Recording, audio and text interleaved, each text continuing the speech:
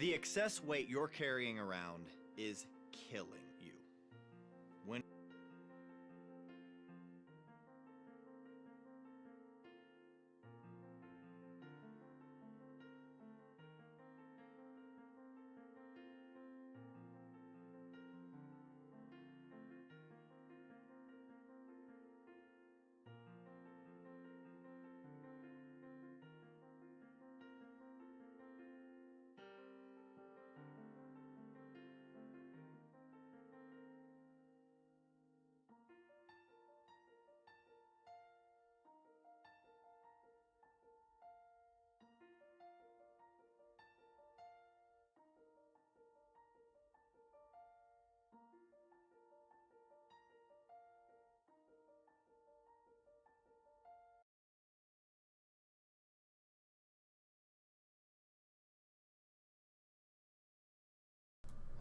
Ahoy, ahoy, ahoy, ahoy, ahoy.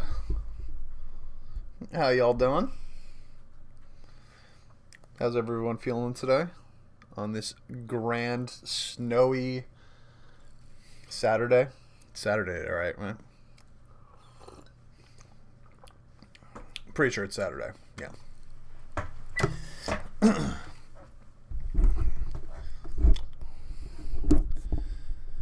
So that shit came out of nowhere, huh?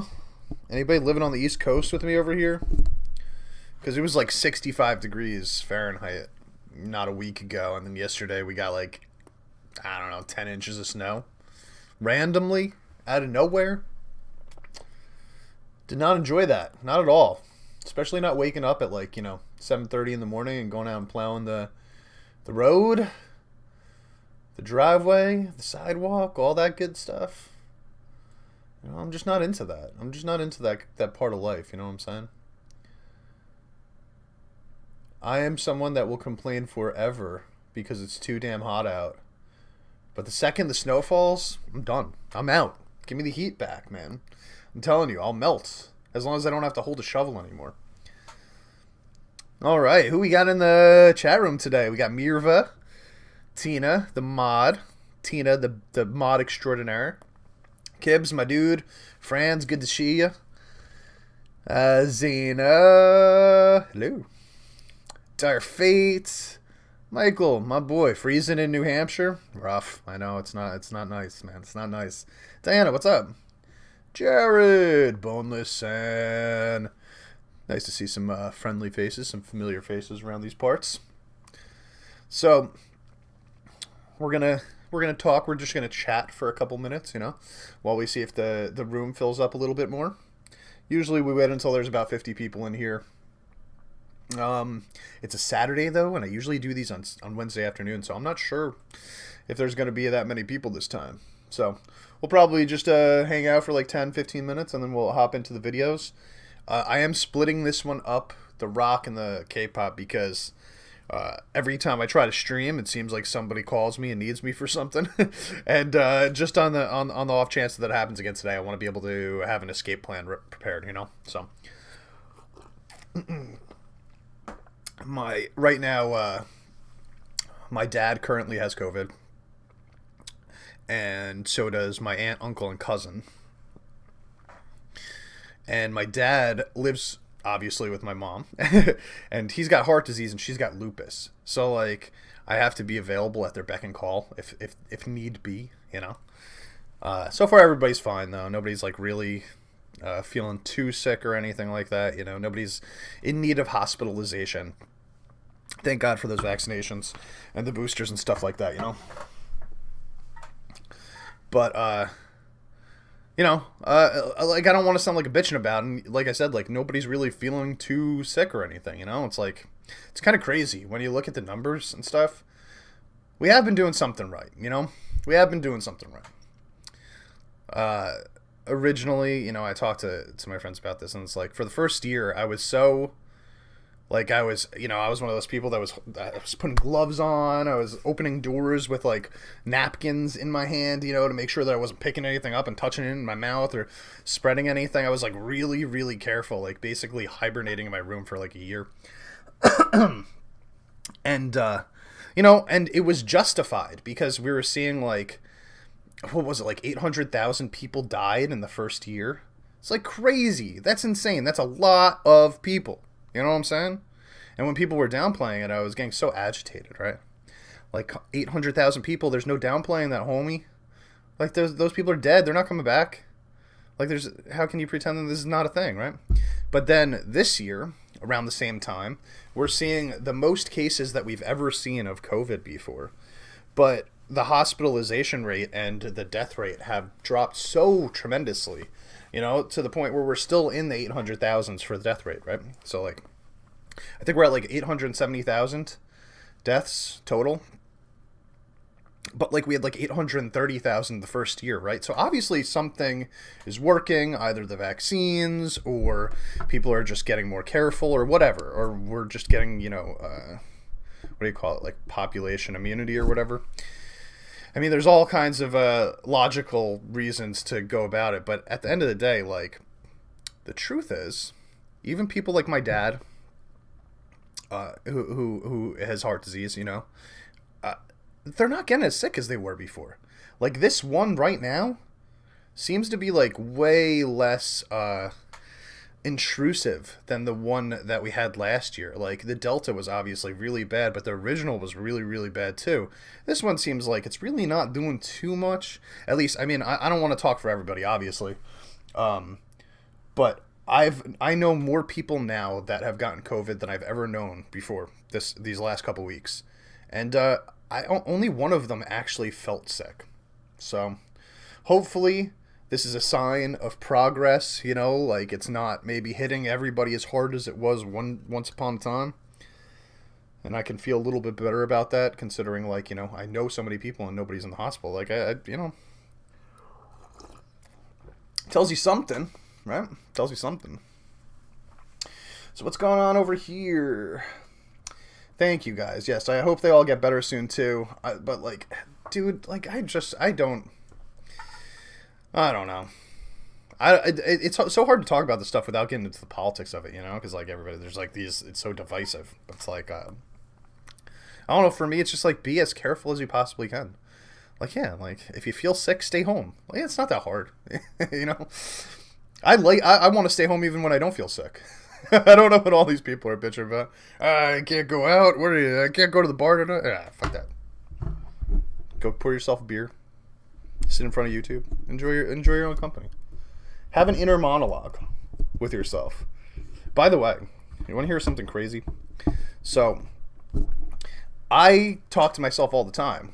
And, I mean, out loud and within my own head, right? And I recently just found out that there are people out there that don't have inner monologues. And that has been blowing my mind for literal weeks. Because I'm trying to, like, as somebody that has an inner monologue, and I'm constantly thinking about, like, I hear my thoughts in my own voice, right? And, like, I am able to parse out what I want to say before I actually say it. I see things, and of course I'm aware of those things, but I don't really fully understand them until I can extrapolate what I've seen into some sort of, verbal way to explain it. And I've been finding left and right that there are people around me that just don't have these inner monologues, and it's blowing my mind. I don't understand how you people think. And I want somebody to tell me if they don't have an inner monologue. Like, the thing that really blows my mind out of this is how do you read? How do you read a book? Because when I'm reading a book, I'm hearing my voice repeat the words that I'm seeing in my own head. And that is how I'm understanding them. But if you're reading a book and you're not saying the words to yourself, I don't even understand how you're sort of like understanding what's being said in that moment. Yeah, yo, Michael, my boy, yes. MXR is one of my faves. I actually used to watch Henry back on MXR mods, like when Skyrim first came out back in like 2011. And it's so funny, I like found them again last year, and I was like, oh shit, like this man, good on him. He had 2 successful YouTube channels doing something totally different. It's pretty impressive. But yeah, Genie over there has got no inner monologue, and I was like, what? how? And then I find out that my son's mother doesn't have one either, and I'm like, oh, that makes a lot of sense. She's got very little filter as to what she says. And Nicholas says, I think I have a second person in my head sometimes. All right, I want to see what you guys are saying. Yeah, Mirva, I have inner monologues all the time. Me too. It's literally like constant, to the point where sometimes, like, I was trying not to have one the other day. Like, I was trying to, I had to physically force myself to not repeat the things that I was seeing to myself before I said them out loud. And I had to actively think about it. Like, it was stressful. It, like, caused me anxiety just to attempt to do that. Tina, don't disappoint me, lady. Are you telling me that you don't have an inner monologue? When you read a book, you see the movie in your head and not the words. Yeah, but when you read the book, when you actually read the words themselves, like, let's say the sentence says, the cat went out to the store. I don't know why a cat would do that, but that's what this one did. The cat went out to the store. You read those words, right? But as you're reading those words, you're saying, right, the cat went out to the store. Even if you're not saying it out loud, you're saying it in your head, right? So there must be a voice attached to that. There must be some sort of, like, audible, like, no?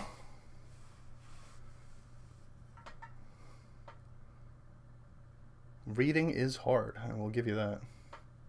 Diana does not have inner monologue. She says, I remember the episode of Buffy where she could hear people's verbal thoughts, and I thought it was so fake. That episode is called Earshot. And a little piece of trivia, yes, that is the one where she gets infected by a demon's blood and is able to hear other people's thoughts, which were pretty ridiculous. Except for Xander, who was just constantly thinking about sex. I think I would have been in a very similar boat as him and had to run away also. But that episode was actually pulled off of TV because it ended up being about gun violence in schools, and it was slated to come out a week after Columbine happened. So they had to, like, pull it off the circuit and play it 3 months later instead.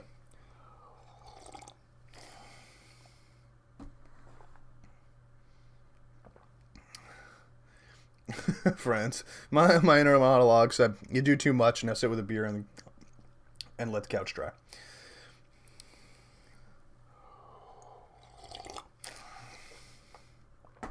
Yeah, I will say this, though. Having, like, a very consistent inner monologue can definitely be a bit overwhelming sometimes, just because, two issues, right? One, you have an excessive filter. If you have an inner monologue that's constantly going, it means that you're excessively filtering yourself, which can be an issue just when it comes to having, like, normal back and forth conversation with people. If you're thinking too much, then you're not reacting as much, right? So that can become an issue. It really can. So you have to get control of it so that it doesn't take over your whole life. But then the second issue is that I will sometimes find myself repeating things that don't need to be repeated. Like something that I already understood from conceptually, like from the abstract, right? Conceptually, I saw something, I understood it, I don't need to repeat it. Yet I'll find myself repeating it anyway, just for clarification in my own head, which just takes too much time, And it's like, why am I doing that to myself? It's like an extra level of communication that just isn't necessary. It's not needed in life,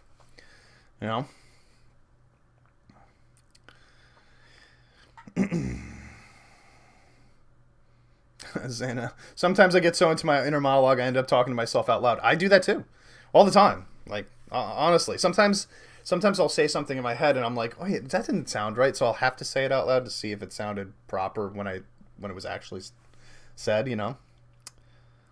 Yeah. Yes, Jared. The overthinking is the worst. I think that there was like a good chunk of my life in my early 20s where I like really got obsessive about what I was saying and like, am I saying the right thing? And I was thinking to the point my inner monologue was so overwhelming all the time that I rarely actually had anything to say out loud, when, and now that you see me today, obviously I can't shut my mouth most days. Although you guys should see me when I'm not on stream or not recording. Like I honestly just they're 6 hours straight where I'm just not going to say a word to anybody. It's just who I am. But I have gotten that under control over the last 5 years of my life.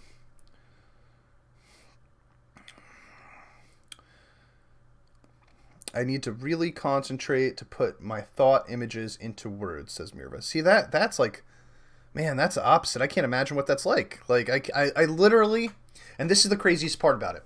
If you don't have it, or you do have, whichever, but you don't understand the other one, you can't understand the other one, right? If you don't have an inner monologue, you can't understand what it would be like to have one, and vice versa. It's a totally different way of actually accessing information and extrapolating meaning from it. It's just, it's an impossible thing to visualize if you haven't been a part of it. And that blows my mind. That means that people, normal people, just you and me, we think in such different ways that we might as well be a different species. That to me is mind-boggling, isn't it? It's like, how can you think in words and I think in images? This goes down to the basics of how you act as a human, right? This goes down to the basics of what life is, how you think. If you can't think, then you don't have much of a life. But we think so differently in such different ways. We take such different paths. It's amazing that we can even communicate properly.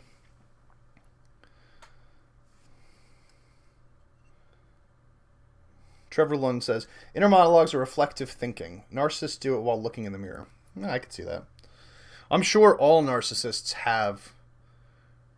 Well, I was going to say all narcissists probably have an inner monologue, but I bet, their sociopaths don't necessarily have an inner monologue because they don't need a filter. Or psychopaths. I get those confused every once in a while.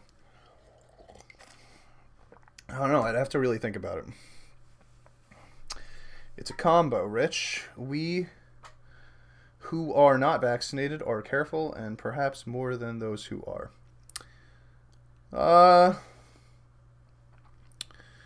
I mean, as long... I don't know. I'm not... I don't want to talk about the vaccination policies and stuff like that. I'll just say that I am vaccinated just because it makes me feel better, and I've gotten a bajillion vaccinations in my life before this, so I really didn't feel any sort of way against it. I was just like, oh, okay. Another of the long line of vaccinations that I've taken in my life that have prevented me from getting illnesses. Okay. Sure. And I haven't gotten it. I did get the flu though. Stupidly, I got 3 COVID vaccinations this year. And because of that, I was like, oh, I'm good to go. And I didn't get a flu shot. And then I ended up getting the flu. So look at that. I haven't had the flu in 20 years, since I started getting the flu shot every year. And so look at that. I didn't get it one year. And there it is, all over me. Just flew all over me. Dude, I gotta tell you, man, I forgot what that was like. It was just, you get up out of bed and then suddenly you're walking for 5 minutes and you go, oh, I'm not so bad. And then you're dizzy and you're pale and you have the cold sweats and you're like, damn, I gotta lay back down. What the hell just happened?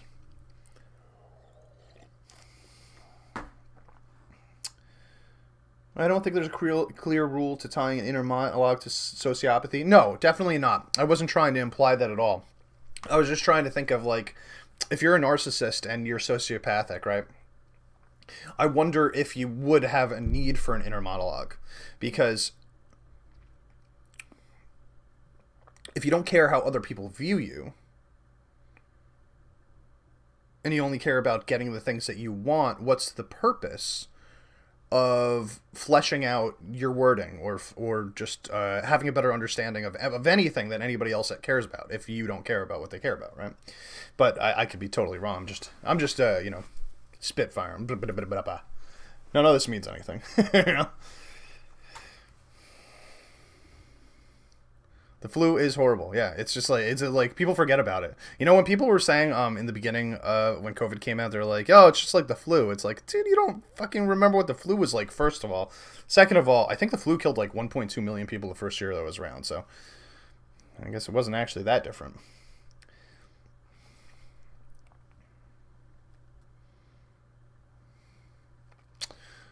That's not filtering purposes, but a way to get thoughts in order. Yeah, well, for me, a lot of it is getting thoughts in order. My inner monologue, a lot of it is just trying to figure out exactly how I want to phrase something. I think if you have a hobby in your life, or a position, a job, career, whatever, that requires you to speak publicly, you often want to practice, right? And you can practice out loud, sure, but if you trust yourself enough, I guess, you can practice the words that you want to be able to say with an inner monologue. For example, if I have an idea of what I want to talk about on the beginning of a recording, let's say I'm going to do a reaction to Stray Kids, right? And I'm like, oh, we're doing Stray Kids today. And like maybe before the video starts, I'm like, okay, I'm going to say who it is, the name of it, and then I'm going to maybe mention like the last song that I heard from them or something like that, right? So I'll have like pinpointers, like these little notations, like maybe I'll hit this spot, hit this spot, hit this spot. I never write anything out. I never actually like read anything that on a recording or anything like that. It's always just like okay, maybe I want to bring this up, maybe, and then when I press record, sometimes I just drop it all and I just forget about it. But if there's something that I know I want to say, like let's say I'm promoting something, my Patreon or a live stream that's coming up next week or something like that, and I want to phrase it properly so that it's not going to confuse people, then I will very often use my inner monologue to just suss out exactly how I want to say that. And I feel like if you do that a lot, then you get used to it and you end up doing it for more things, even things that maybe don't require it.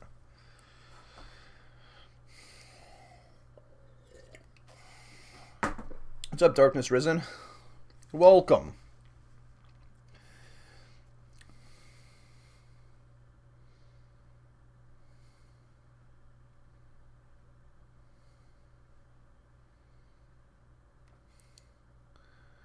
Rich, think about it like a feeling. A feeling isn't words, right? But you will give it a name and be able to talk about it. But sometimes it's hard to pinpoint a feeling or tell exactly how you feel.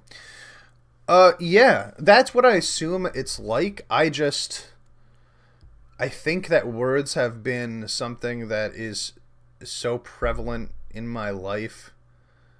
I explaining, not words. Like words are prevalent in everybody's. Like, well, I'm kind of special because I use words a lot. I don't know about you guys. Like I use words, so I'm probably a little smarter than you. No. What I'm saying is like, it's not that it's words, it's explanations, right? Like if you feel that you've had to explain yourself to people many times over the course of your life, for example. If you, let's say, had a son when you were 20 years old and you were not in love with the mother and the mother was not the nicest person in the world and you constantly needed to explain things, you'd probably find yourself filtering your words a little more commonly so that there's not any miscommunication that can end up being bad, right? And because of that, because of the consistency in which I had to do stuff like that, I think that I got used to doing it all the time. I think most people probably have an inner monologue, sometimes, right? Like when it's required, when it's necessary. But I'll tell you right now, I can't read a book. Impossible. It is literally impossible for me to pick up this Paul's Breezers package, right? And see the words that are on the front and have an understanding of what those words are without me saying in my head, soothes everyday throat irritations. Like as I'm reading those words, I'm reading them in my head. Soothes everyday throat irritations. It's like, it's like when you're watching a K-pop video or whatever, and you put the CC on it. It's like you're reading the CCs, right? But sometimes you might find yourself like your mouth opens a little bit and you read that out loud a little bit, and you're like, wait, why did I do that? It's just because you just kind of let your inner monologue become an outer monologue for a second.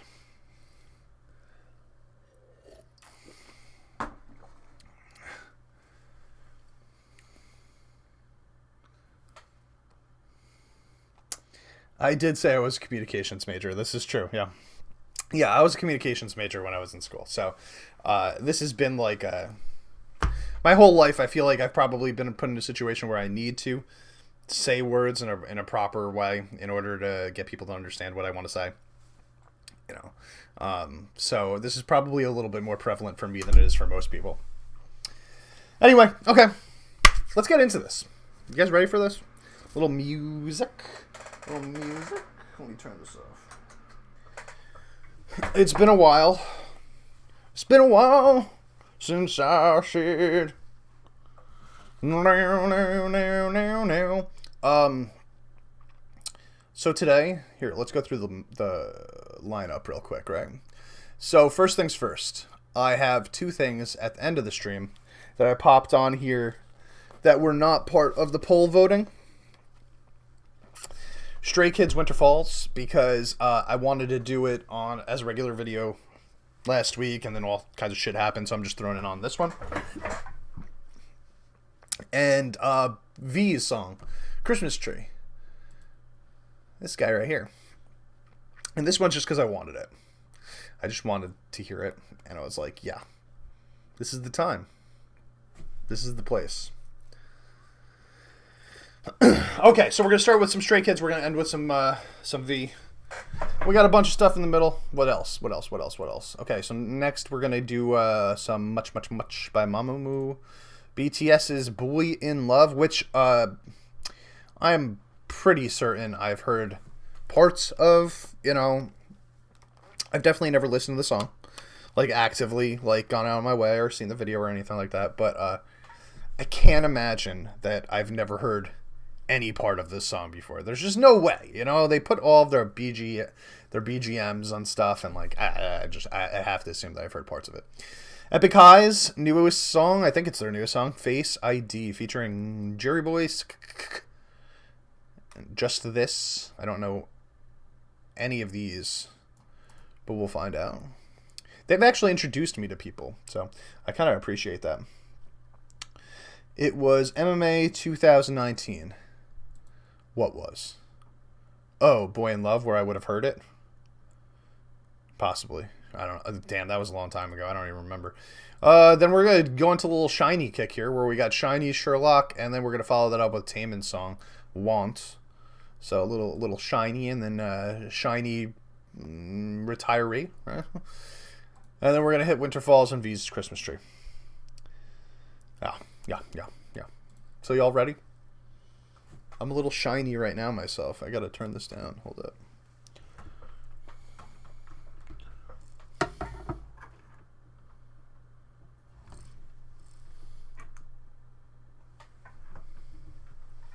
That's a little better. How about a little color, guys? Add a little color to the world. A little blue. But a little blue.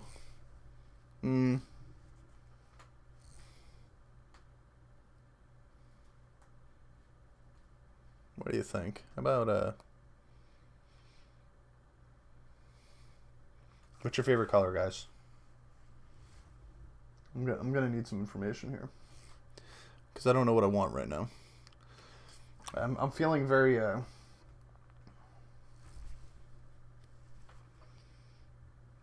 think that's the one.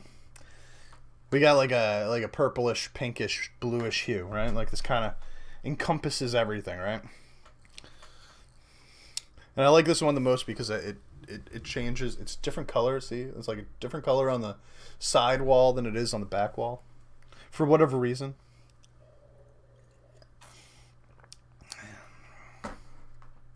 Mood set. Okay.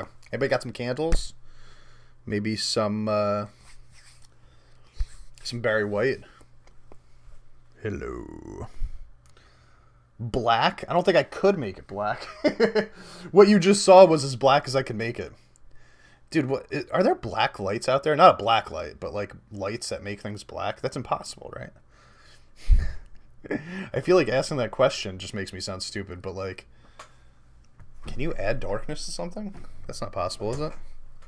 That'd be sick, though. No Barry, just Tay. Tay could do the Barry voice, right? He's got some deepness there. I believe it. All right. This is actually the wrong song. I just realized this is not the song that I was supposed to choose for Stray Kids. It was Never Ending Story.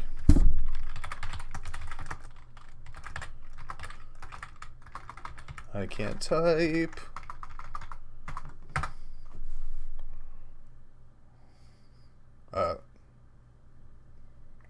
All right, somebody help me out here. What's happening here?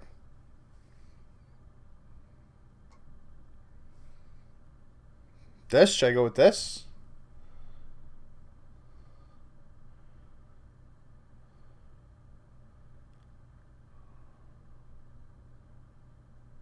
I didn't go with anything. I chose nothing.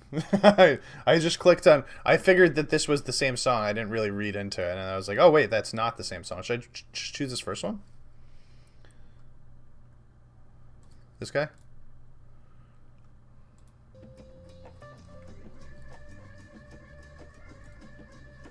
Is this the one that we want?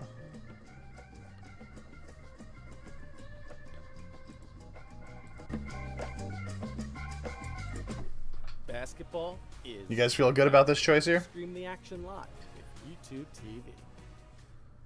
Yeah, it's on the sheet. You put it on the sheet. Tina, you're the best. I don't give you enough credit. Well, this one has English lyrics. So, so I think we might be going on with this one. I had the flu, all right? Don't yell at me. I wasn't paying attention to things. This is right. This last week and a half has been pretty rough, honestly. Like, just trying to deal with shit, you know, the holidays, and then also, like, me being sick, but also my family being sick, and trying to work around with the kid and stuff like that. Try to, when can I get him? When can I get him? Blah, blah, blah, blah, blah. Everybody don't die, you know, blah, blah, moo. I'm doing better. I've seen this 100,000 times. It's the right one. Cool. Good enough for me. Let's go. Stray Kids. Never-ending story.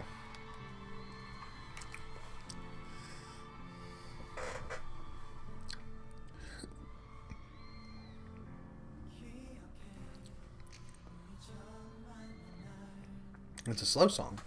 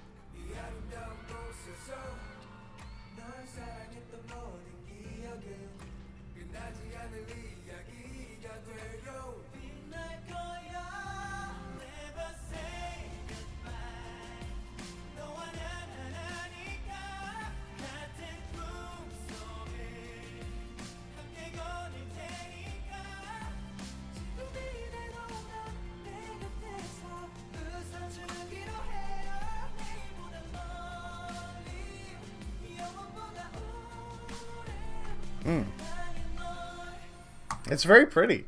I didn't think it was going to be a ballad. Yeah, interesting. So, it feels like it should be on like the soundtrack for Titanic.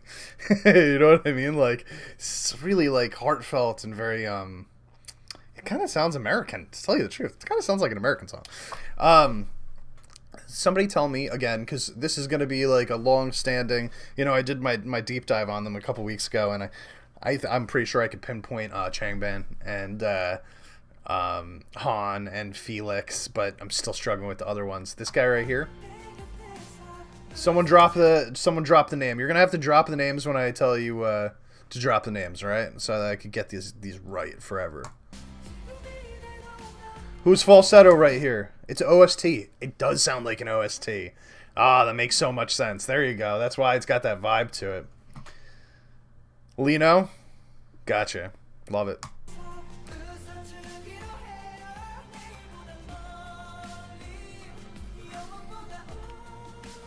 Look at that hat! That's Han, right? That's Han, I think. Right? That's Han. Turn it up.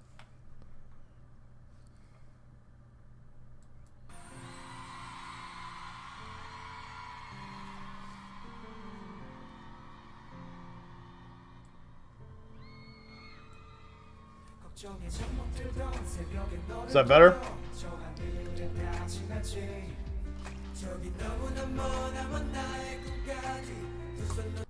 Is that better? I don't know why he does that, man. Like, I haven't changed shit. I haven't changed any settings since the last time that we watched, that we did a stream. So I have no idea why it's so much quieter. No, it's still too quiet. Like, I've turned it up, like, pretty much.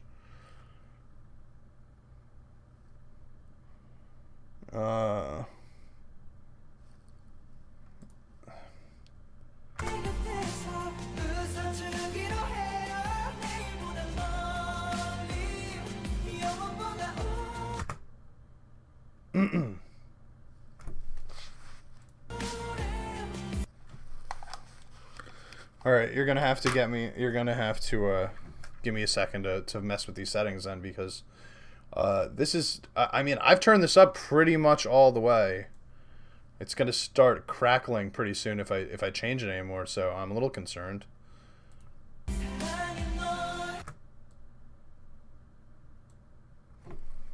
All right, this is up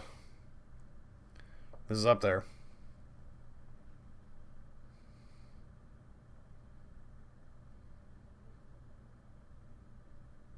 It's not all the way. It's just, it's getting to the point where, like, there's like a little line that says, like, the bass is gonna start affecting it too much if I go too much. So let's take this back a little bit.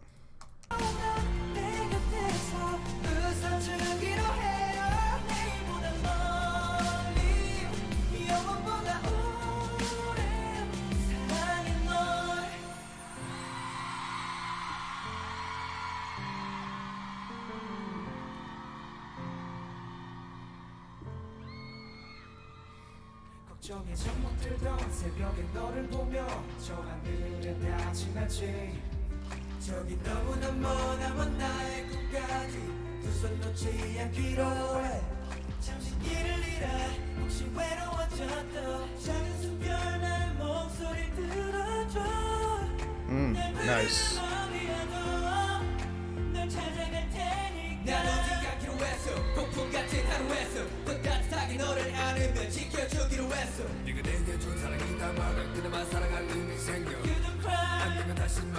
Ooh, gotta love it.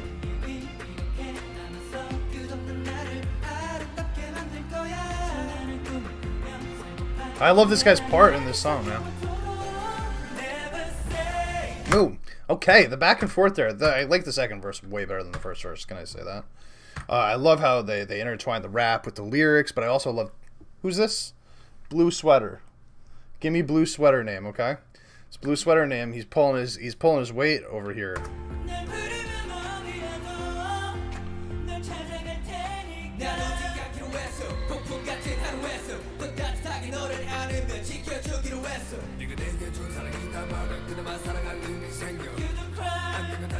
I love that. That's what it's all about. I also really like his what he's doing right here.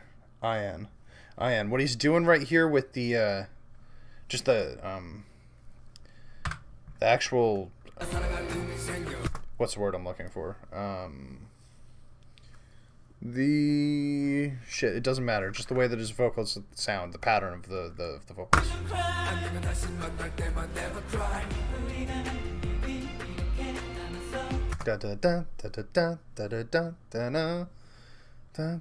Oh, I just realized what this is reminding me of.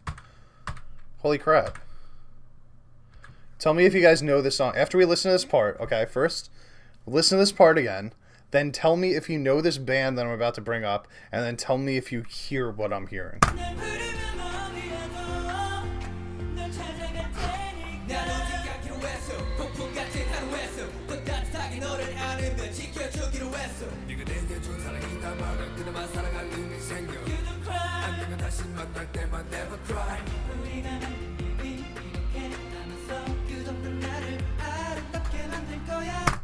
Wow, I really, really like that part. And it's not just because it reminds me of this, but I really, really like it. It really reminds me of Crossroads by Bone Thugs and Harmony. So, if you know who Bone Thugs and Harmony is, and you know what that song is, let me know in the comments. And if you think that it sounds like that, also tell me in the comments. if you don't think it sounds like that, you're wrong. But but I still want to know.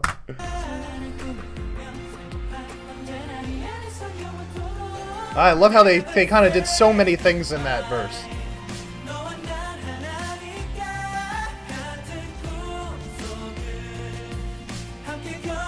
Listen to that song if you haven't heard it. It's a banger.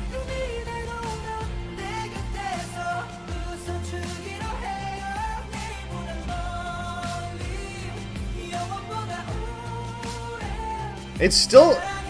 Yo, hold on. It still surprises me when he pulls out the vocals, you know? Because it's just like... It's like... I don't know. Like, you're just like, oh, so he's gonna spit fire, right? Like... No, he's gonna sing. He's gonna sing for us. He's gonna do some nice falsetto. He's gonna sound like a main vocalist. Like, you know.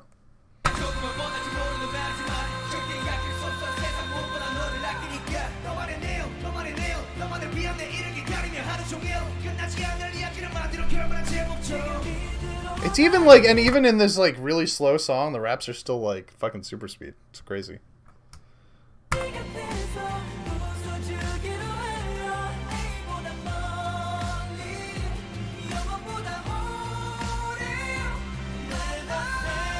Yeah, Han is a superstar, I gotta say. You know, like if I were to like say who I thought was potentially maybe the leader of the band, I know that I don't think they have a leader. I don't remember, but like Han to me is like, I don't know. He's like he's got it all, right? Like I wonder if he's done any solo stuff. He could probably pull a solo album on his own.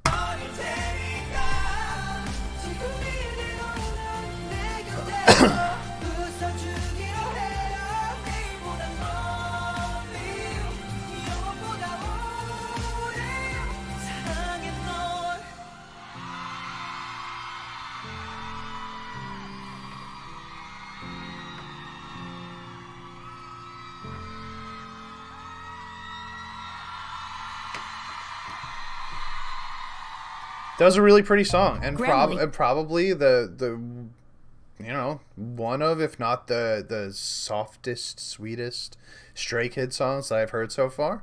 Thought their vocals sounded good. I will say that the only thing that I do... Bang Chan is their leader. Okay, got it. He raps too, right?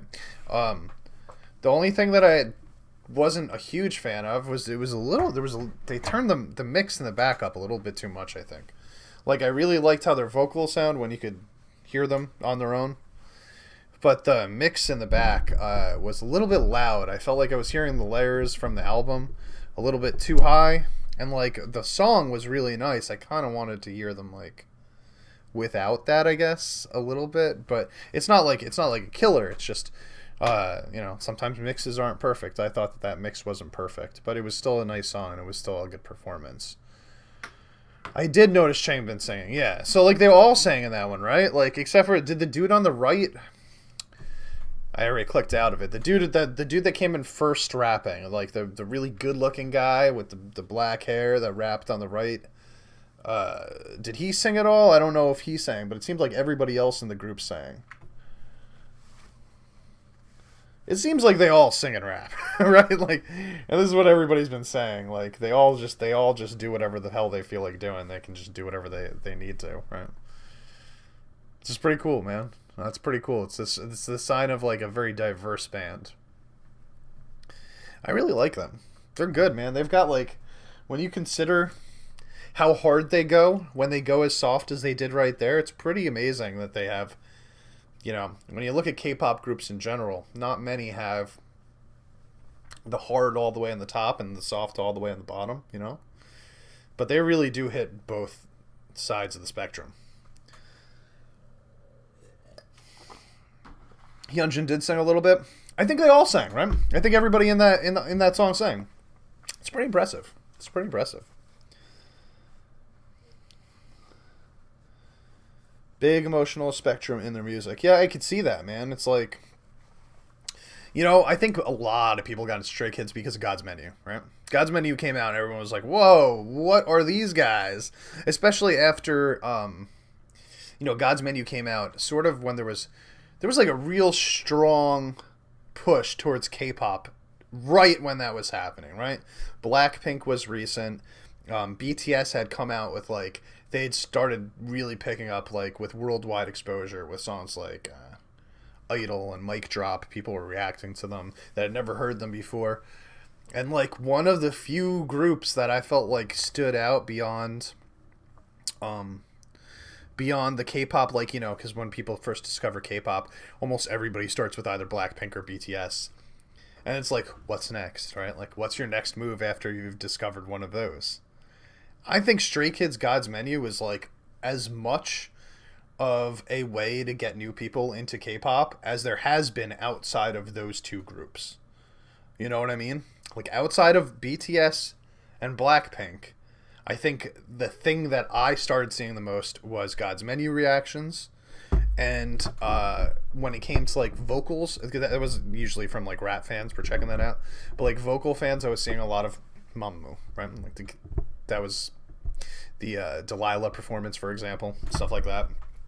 It really seems like it depends on the song, but I think that when we're talking about approaching the U.S., especially the rap fans, love to see and hear that little bit of heaviness because they're not expecting it from K-pop. They're thinking K-pop's going to be teeny bopper, sort of like poppy bubblegum stuff, right? So when they hear something like dun dun dun dun dun dun dun dun, you know, like they're like, oh shit, I did not expect that. And it kind of wins them over a little bit and opens the door for them to hear new stuff outside of that also. So I want to give Stray Kids a little bit of credit while I have the opportunity of helping, I think, introduce the Westerners into more K-pop than just BTS and Blackpink. Girlfriend is doing that now, to be honest, getting people into K-pop. I thought Girlfriend was... I thought... Maybe I'm thinking of a different band. Is that G-Friend? Is Girlfriend and G-Friend the same thing? Because I thought they were disbanding. I could be wrong about that. I remember reading something about them disbanding, though. Or they were going too soon, or something along those lines. I think Dreamcatcher has helped also. Dreamcatcher has gotten some of the rock people in. Like, I know a few people that have listened to Dreamcatcher that won't listen to anything else from Korea because it's the rock one, you know? They did disband, yeah. That's a shame. I didn't even get into G-Friend. Everyone was telling me that G-Friend was sort of like the poppier version of Dreamcatcher. Like, they had rock elements, but it was like happier, more upbeat and stuff like that. I wanted to get into them. I was going to, and then I heard they disbanded. I was like, oh shit, maybe I shouldn't even bother now.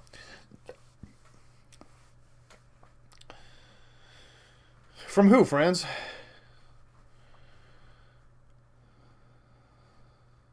You don't want snow, homie, by the way. You don't want snow.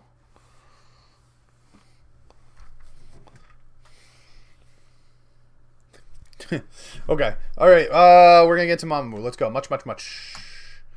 As you guys know, if you have been watching me, I like Mamamoo.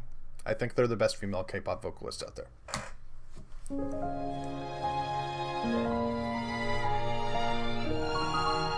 And she's so hot.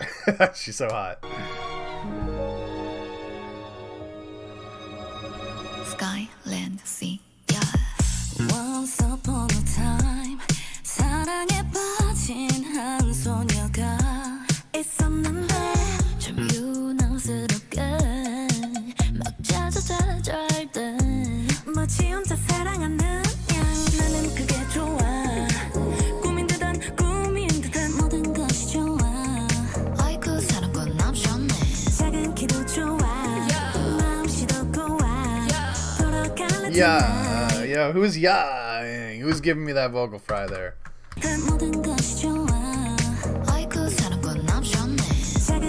Yo, how cute is Solar? Look at Solar's face. Look how cute she is. She's such a little... I'll get you. Yeah, so when it comes to Mamamoo songs, I've been pretty 50-50 on them. They have sort of like their Spanish sounding songs, right?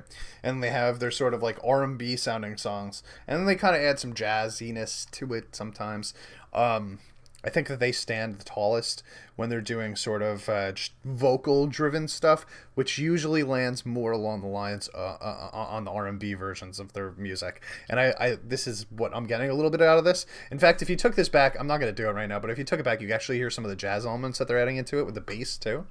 And just like you hear that every once in a while popping in there to kind of give it that flair, that old school flair. So I'm getting like very heavy R&B vibe so far with like little bits of jazz into it, which is, you know, this is what Mamamoo, I think this is my favorite version of Mamamoo songs.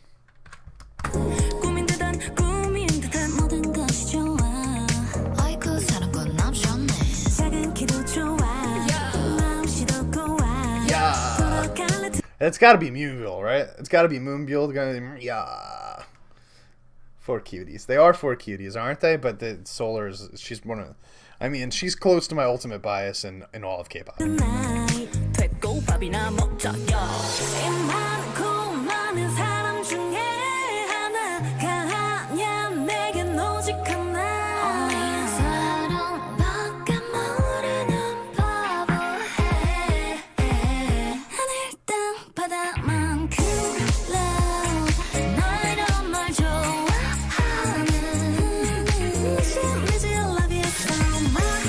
Yo, we got to bring the disco ball back too, man.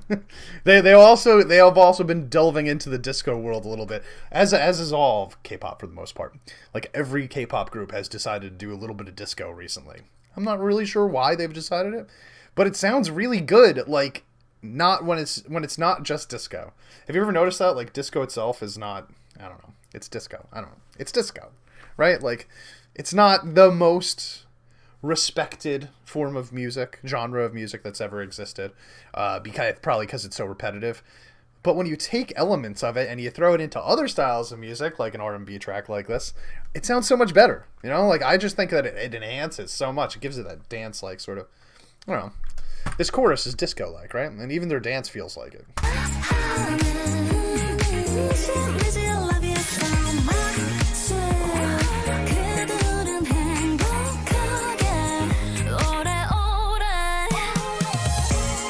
Yo, is Ween coming back, by the way? Did we ever establish that? Did she re-sign, or is she leaving when she's done with this contract? I hope she's not leaving.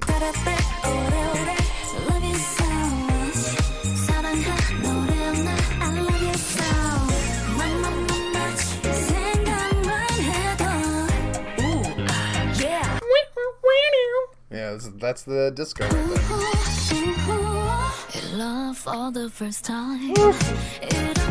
Wasa. She's got a body like nobody else in K-pop. I'm not going to specify what that means, but she does. It's nice to look at.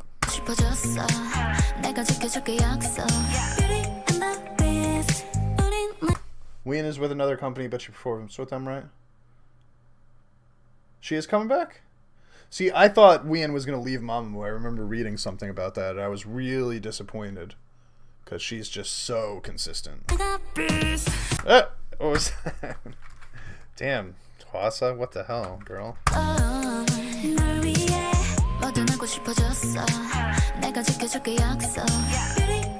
They're so cute. That was Ween? That was Ween doing a beast! Wow, I actually didn't... For whatever reason, I thought that she was the last person that would do that. That was so fucking cute.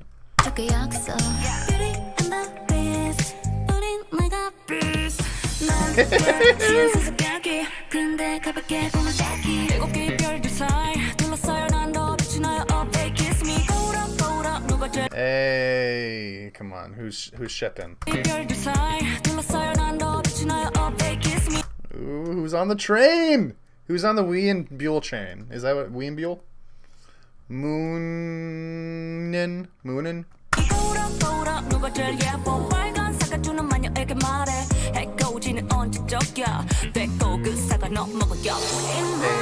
They're also fucking cute in this video. What the hell? This is like the cutest they've ever been before. She left the company, but she's still staying with the group. Weebuell. Good to know. I might have shipped them. That might have been the first time that I've decided to ship them. Right there, in that moment. Yeah, so she's already signed with a new company, and she's releasing an album soon, but she's still going to be performing with Mamamoo, if I understand properly. Going through the several comments that are talking about it, I'm taking whatever pieces of information and putting them all together into one comment. I don't know. Tell me if I'm accurate or not. Interesting. Oh, let's what are you guys talking about over here? Ah. Okay. Let's not interrupt. 꼬지는 언제적이야 뺏고 그 사과 너 먹어요 이 많고 많은 사람 중에 하나가 아냐 내겐 오직 하나 너밖에 하늘 땅 바다만큼 love 널 정말 좋아하는 Miss you, love you so much 그들은 행복하게 오래오래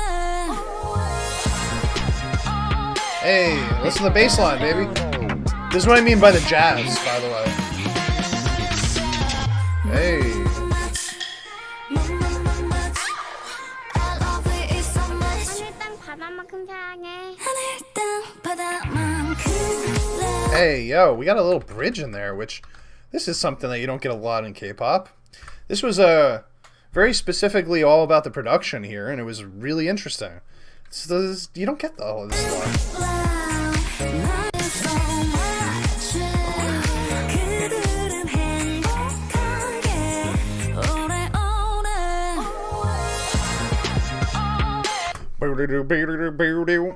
It's like suddenly the jazz comes in, right? Like all the timing gets a little rearranged. The parts are ending faster. They're adding new notes in here.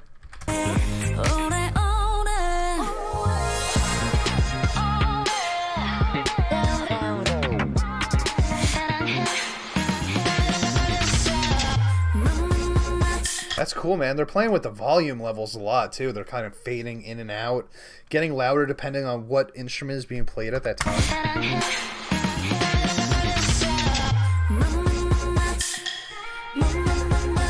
It's cool. 하늘 땅 바다만큼 사랑해 하늘 땅 바다만큼 love 널 정말 좋아하는 Miss you, love you so much 그들은 Gotta have that break right there. That break in the final chorus.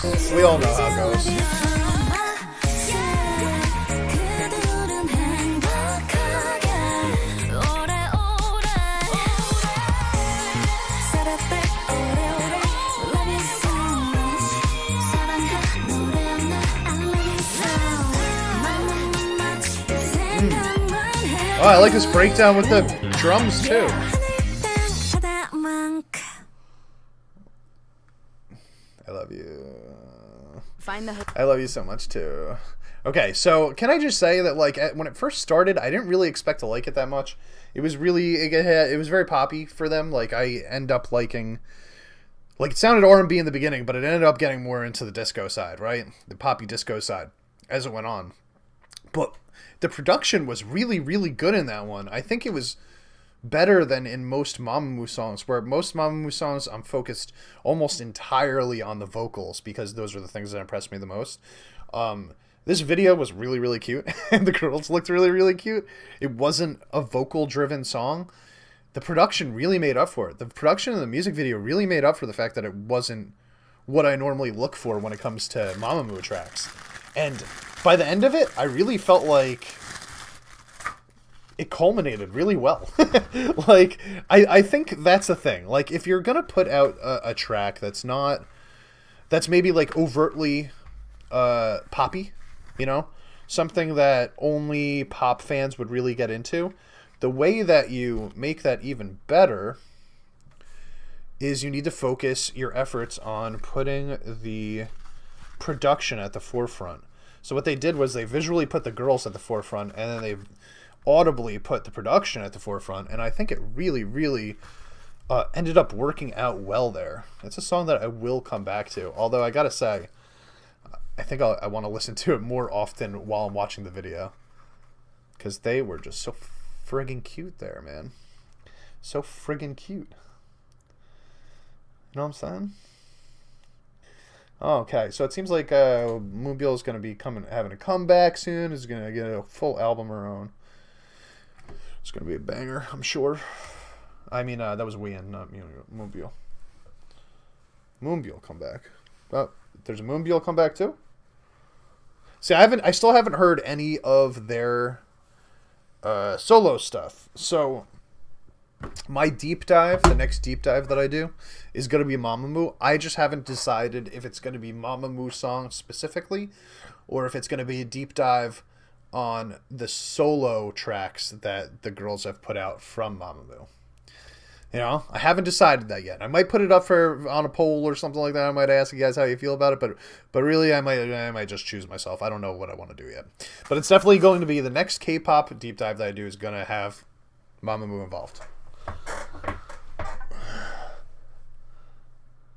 Oh, all right, guys. Army, y'all here? Say hi, Army. Hi, Army. It's time for us to get into this. We're going back to the origins, the days when people didn't really know who BTS was. The days where BTS didn't know who BTS was because they were still dressing like they were wannabe thugs from 1992, which I 100% appreciate. Don't get me wrong, but it's funny to make fun of them for. And this is a track that I'm sure like was one of the ones that really got them popular in the first place, right? 2014, damn, feels like forever ago. We're in 2022 now. This was 8 years ago. This was 8 years ago. They're still going strong, man. They're more popular today than they've ever been, which is crazy. This song has fucking 400 million views on it. What? You know, and I know K-pop songs on YouTube get like, you know, they hit the billions nowadays, but it's like not in 2014. They weren't doing that. They weren't hitting the billions in 2014. Fetus BTS. Baby Bangtan. Yeah. So the one track that I know that I've heard from them back in the day was No More Dream. It was like their first track, I think. That was what it was called, right? No More Dream? Something like that. Wow, Atika BTS says, the year that I first found out about BTS. So 2014, so you were there from basically the origins. You've been there from the beginning. They should give you money. You're like an OG fan. Ooh, Nicolea says, I can't wait until the middle of the year. I heard rumors of a BTS comeback. Hey, let me ask you guys something, though. What's the deal with the army? Right? Because, like, some of them have to go to the army, don't they? I'm pretty sure they were planning on doing it like last year and then COVID hit, or maybe this year, something like that. So at some point we are going to get sort of a break. I mean, they've been pretty good at coming out with solo tracks and duo tracks and stuff like that. So I don't think we're going to miss out on too much. But I know that there's going to be some sort of break. Diana says, I hope they all go at once. See, I've been wavering back and forth with that. Because if they all go at once, then we get it all out of the way, and that's great. But if they go separately, then we can get like tracks from like, you know, here's 3 of them, or 4 of them, or 2 of them doing this, and then when they come back, when they go, the others will come back and do the same thing, you know.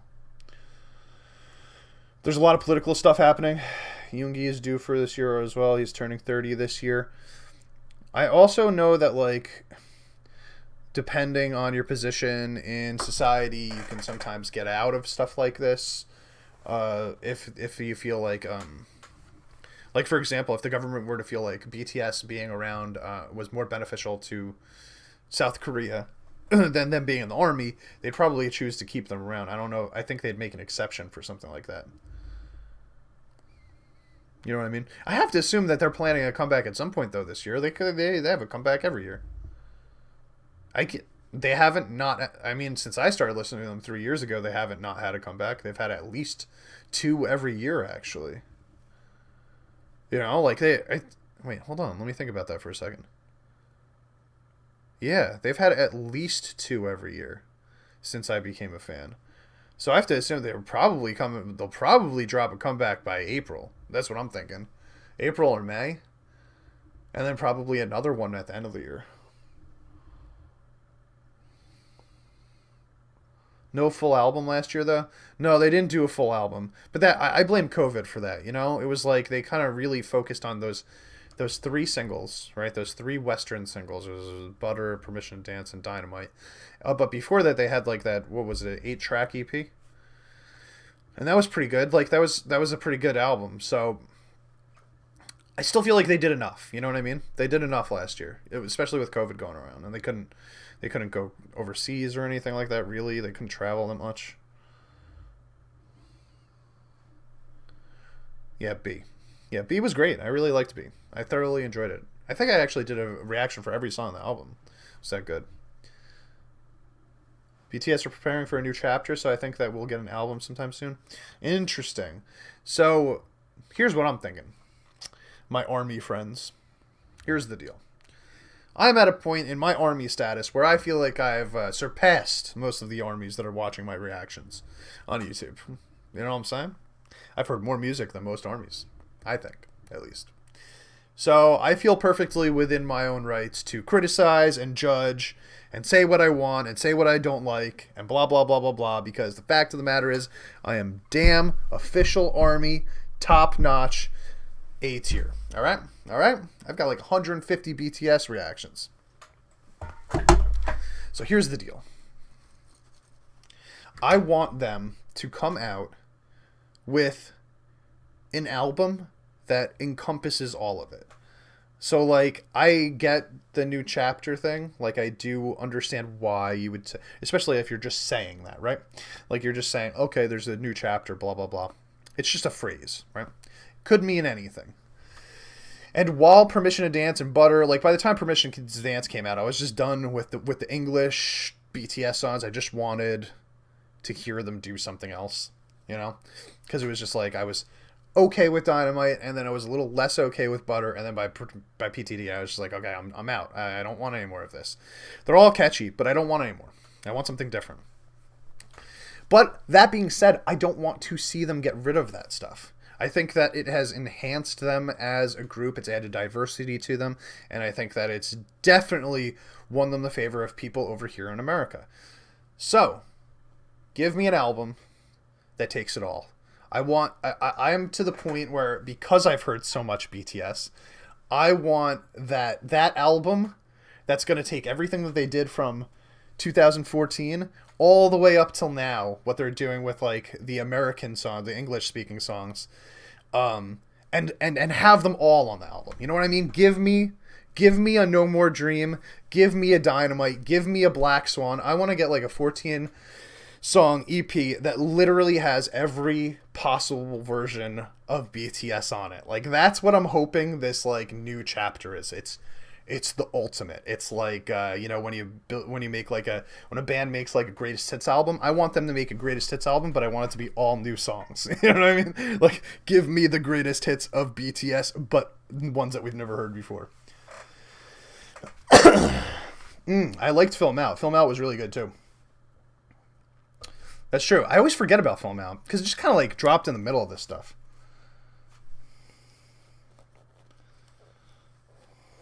I think we fans are spoiled that many are disappointed if there's 1 year without an album. Many of my favorite bands haven't made music for a few years. Metal bands, I mean. Yeah. Yeah, dude. That was one of the big shockers when I started listening to K-pop. First of all, the word comeback doesn't really exist outside of K-pop, or at least it didn't when it comes to other music, right? Unless, like, a comeback was like, there's a song that LL Cool J made in, like, 1994 called Don't Call It a Comeback. Because he literally, like, took, like, 4 or 5 years off, and he was like, this ain't no comeback, I've been here the whole time. But he took, like, 4 or 5 years off of making music. You know what I mean? Like, a comeback, to me, was always like, you've been gone. Like, you've basically retired. Like, people might think that you're done with music. But in K-pop, a comeback just means it's your new track, right? It's your new track, it's your new video, something like that. It's such an interesting sort of, like, difference on how they qualify these things. But what I was saying is, because of that, you sort of, like, I definitely got spoiled. Like, unless you're a Blackpink fan. If you're a Blackpink fan, you're the opposite, right? You're the opposite of spoiled. But, like, almost every other group, they release multiple things every year, especially BTS. BTS goes ham, dude. They're constantly working. And if they're not putting out new music, they're putting out something. New performances, new documentaries, whatever, right? So, like, we are definitely spoiled. ARMY is definitely spoiled. But, like Tina said, the metal part of me acknowledges, like, dude, my favorite bands, you're generally waiting 3 to 5 years every time for a new album. I mean, it's a little bit different, I guess, because the bands, I guess they're writing instrument music also while you have a production team with pop music, so the production team can focus on this, and then the actual performers can focus on their aspect, while with a band, I guess you have to kind of take time for each aspect of it separately with just the 4 people or 5 people that are in it. K-pop groups got, like, you've got, like, teams of people where you got, like, dozens of people working together to make sure something gets out on time. But I am definitely feeling it. I'm feeling the struggle of, like, oh shit, like, it feels like it's been a really long time since BTS dropped anything. It hasn't been that long. It really hasn't.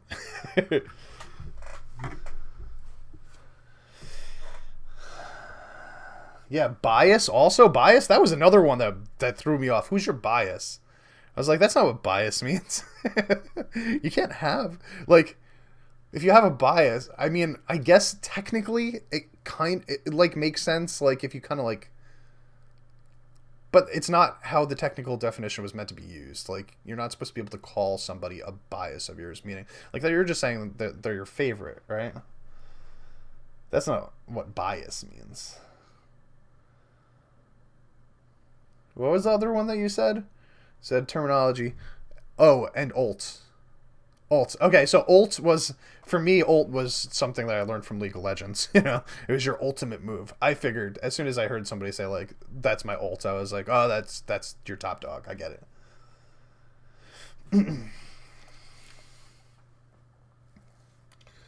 BTS once said that their work philosophy is pretty much year-round songwriting camp. Yeah, and that's the thing, like, if you're like a Suga, like, he actually enjoys it too, That's what he wants to be doing. Suga wants to be sitting there writing music. It's great to have a person like that in your group. Oh, Hobie? Hobie's got a new mixtape coming this year? Hope World 2. Cool. Oh, I didn't hear about that. I've been out of the loopy. So it's great to hear that might happen. I want Tay's mixtape. Hope World 2 so bad. Hope has been in the studio during the break, and I think he is working on something personal. Hope World 2. Oh, I would love that, man. I could totally get on board with that. Especially, could you imagine if they decided... How would you guys feel about this? Just out of curiosity. Just throwing this out there. If we could get no new BTS tracks for the whole year, but each member released a 4-song EP solo, would you be upset or would you be happy? Is this a positive or a negative for you? You get 7 different 4-song that's a 5. You get 7, that's a 6. You get 7 different 4-song EPs from your 7 favorite K-pop members.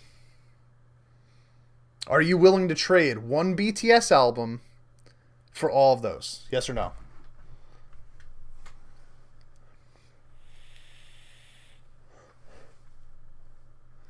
I'm good with either. I would be happy for them. Maybe if they had one song together, I would want that too. I think I would want that too. I don't know if I would be happy if there was like no duets, or anything. But that's the choice I'm giving you. You could have 7 of them. That's 28 tracks. But you don't get any BTS members working together for the whole year. Same quality. Yeah, you got the BTS quality. Like, these are... In fact, you probably got the guys themselves writing a lot of it. You know what I mean? Because it's their own 4-song EP, right? So, you probably got Tae writing 2 of the songs on his 4-song EP. The same with Hobie, blah, blah, blah. I would take what I could get. Yes, please. Ooh, I'm getting very different answers here. No, I want them together for eternity.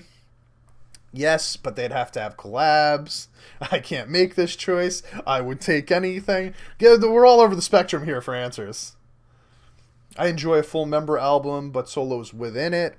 I think that's probably the best, like, that's the compromise right there. Like, if you could get that, then everybody's pretty happy.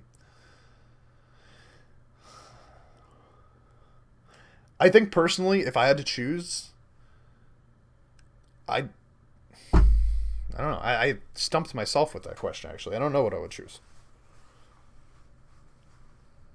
Because it's just so much more, and you get to like kind of like delve into each person's mind if they each get their own 4-song EP. But the thing is, because people do have biases and ults and stuff like that, it's like, how bad would you feel? Just let me ask you this: how bad would you feel looking at the sales of each of these EPs and seeing which member got the least amount of sales? Wouldn't you be like, oh, poor guy? You know, like, I'd feel bad for that person. So I'd almost not want that to happen specifically so that it didn't make one of them feel bad.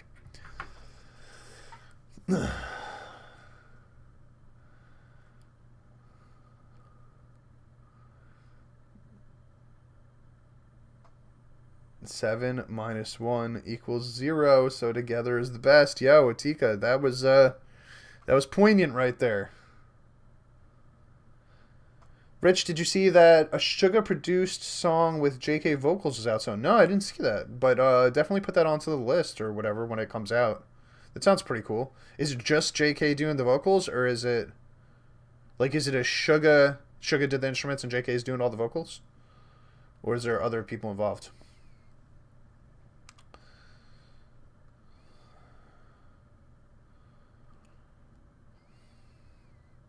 Yeah, promotions are more fun with the OT7 singles. That's the other thing, right? Like, when you get a BTS album, one of the cool parts about it is trying to figure out who is going to have the singles or the duets on it, right? So when you remove that aspect of it, it gets a little bit less interesting, you know? So it's a tough question to ask. Just JK, it's an OST. Cool. I'm totally down to listen to just JK and Suga. Okay, I gotta be honest with you guys. I've been talking for way too long. My voice is already starting to hurt. So we're just gonna get into this, and I'm gonna try to tone down the talking in between songs going forward. Damn flu, man. It's coming back for me.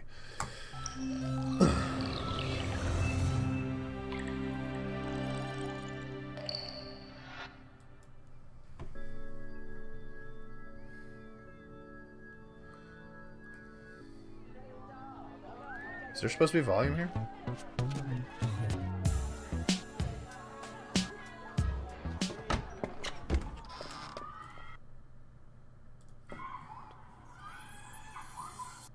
There's got to be volume here, right? Oh, what's going on? Why is there no volume? The hell? It's not muted.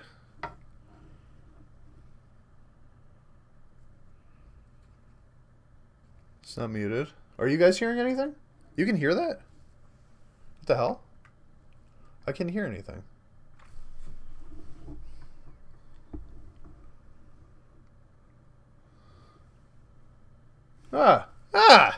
What? What's going on?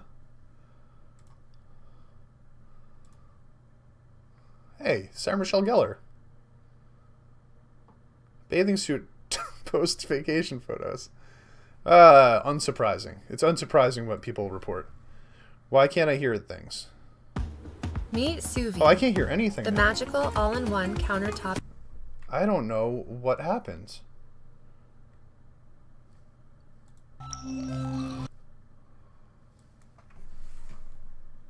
There's sound on your end. There's no sound on my end.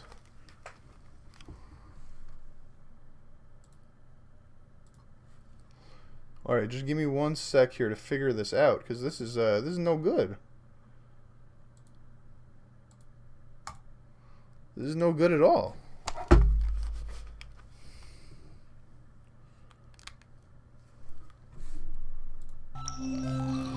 I still don't hear anything. I just heard stuff like 30 seconds ago and nothing has changed. No, they're plugged in. They shouldn't lose charge ever. Hang on. I'm going to unplug them and plug them back in and hope that that does something.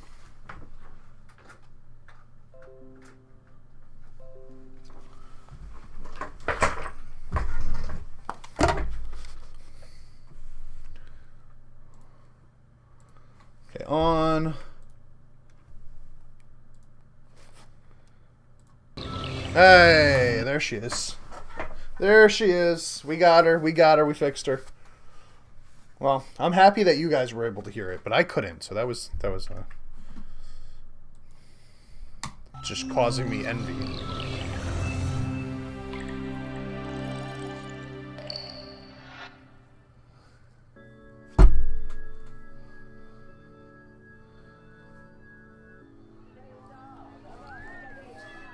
I just want to, before we get into this, Mrs. J. Green said, I understand the concern about sales difference, but do we stifle solo projects because of that? MMM did solos all year, and they were fine. Just have faith in the process. I'm not saying that that won't happen, that we should stifle them. It was just a basic question, like, what would you prefer to have, a full album or a bunch of EPs from solos? But my question after that, when I was talking about like sales and stuff like that, I was just talking about from an emotional standpoint. Like, imagine if you're like, you know, I don't know, Jin or whatever, RM or whatever, and like everybody released their album at the same time, and you were the one that got the least amount of sales. You'd probably feel kind of bad, you know. I would, at least. I don't know. All right, old school. We already got the old school bass line in here. They were already fully produced. This is like cinematic here. What the hell? Oh my god, who was that? Who is that?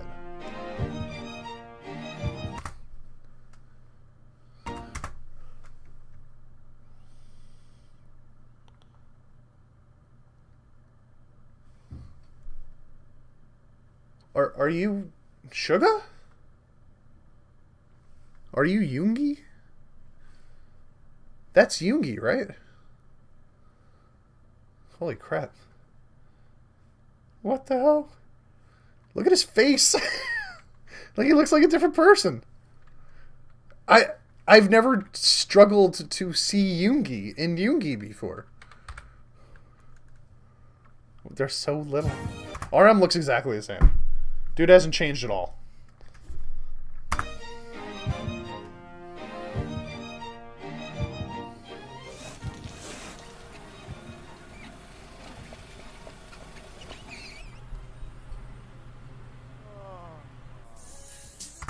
I'm sorry.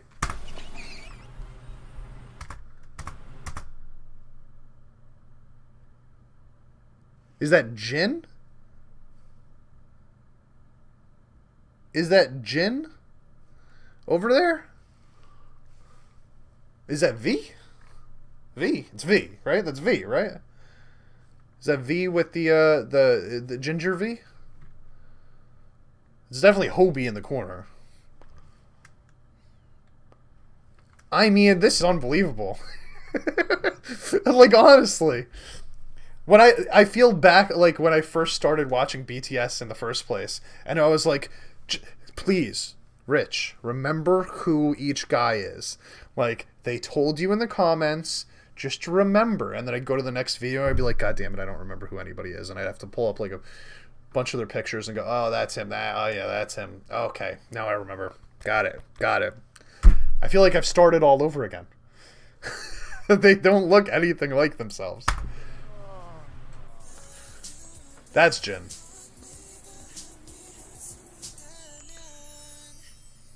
And a girl. What the hell? A girl.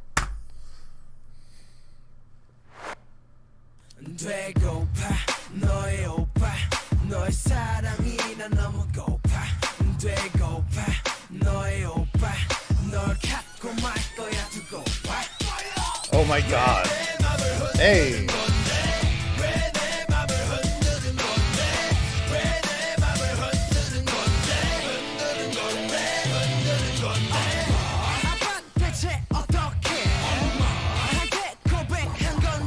Oh my god. What? How old is JK? 5? 6? Maybe? 8 at the most. 8 years old at the most. He looks like a baby, and he's rapping. And his voice is like, it almost sounds like he hasn't gone through puberty yet. It's so high. The guitar too, though. Like, there's some really cool stuff going on here. It kind of reminds me of a Big Bang song. It's really hype sounding. Yo, it's so funny to see them like that. 16 or 17? Oh my god. JK fetus. It's true.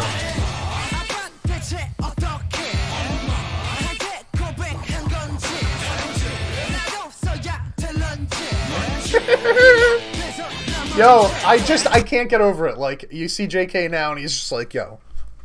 Just like always punching shit, you know? Like, he's always working out and punching shit. He's all buff. He's got tattoos all over. And here he's like, oh, look at him. Look at him trying to be tough. He's so cute. Just give him a little cheek pinch.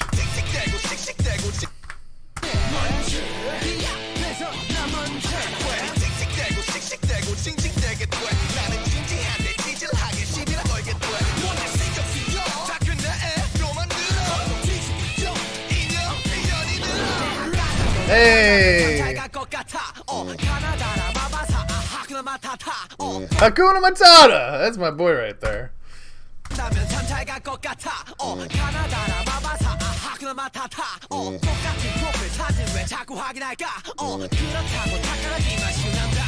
Hey. Yo, Hobie's already got the charisma at this point, man. He's good to go.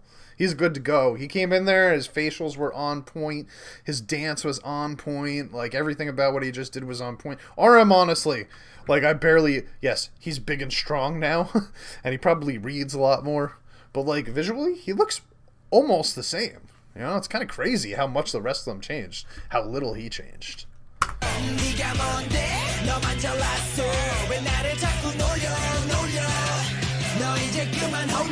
Wait, was that V? Was he like rapping? What the hell is happening here?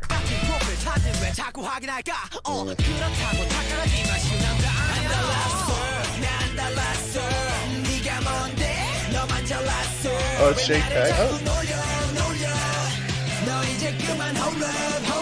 Yo, why is JK's voice different too? Not JK, sorry. V. V's like Ginger V even sounds like a different V. Ginger V has become a brand new entity in my life. Like, his voice is different, his style is different, his look is different. Who is this man? Who is this man? Who are you? I like you, but who are you? Ginger V growls. Yes, Ginger V is the growler. Why are they peeing? What is happening?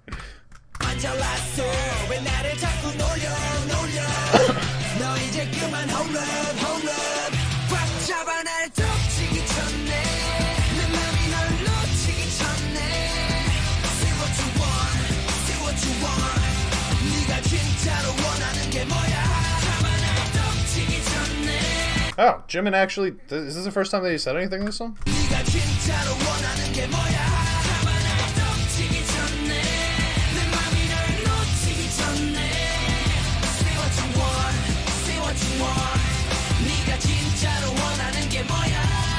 Yeah, I love the guitar. I gotta say, like, this chorus is pretty badass. I'm really feeling it.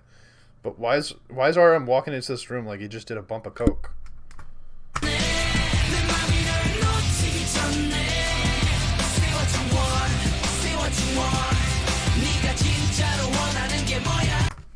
What's this? What's this, bro? Don't do that. People are gonna think you're on drugs.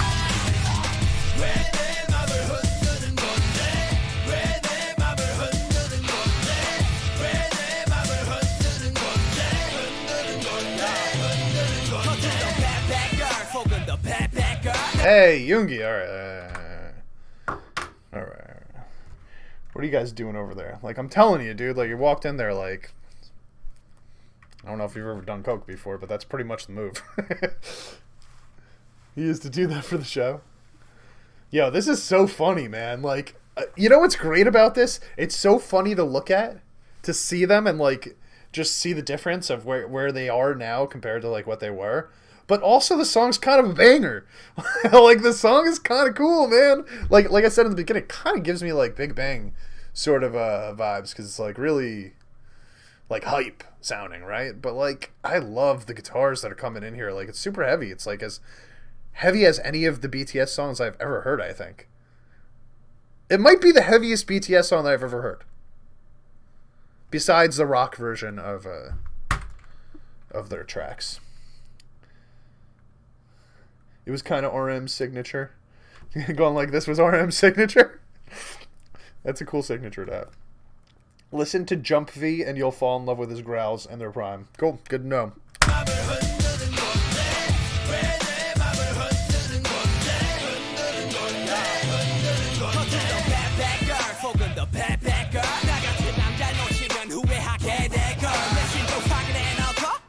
Hey. That sounds like August D, doesn't it?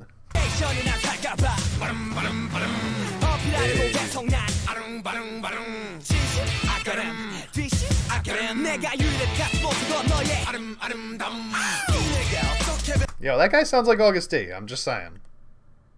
I don't know who he is, but he's got game.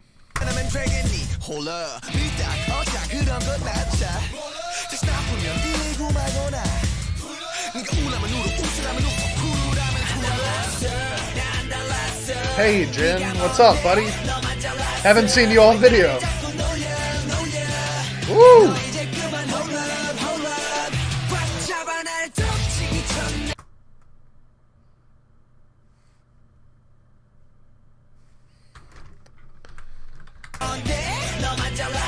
First of all, I just gotta say, his hair looks so fucking cool here, but it is so strange to see them interact with women.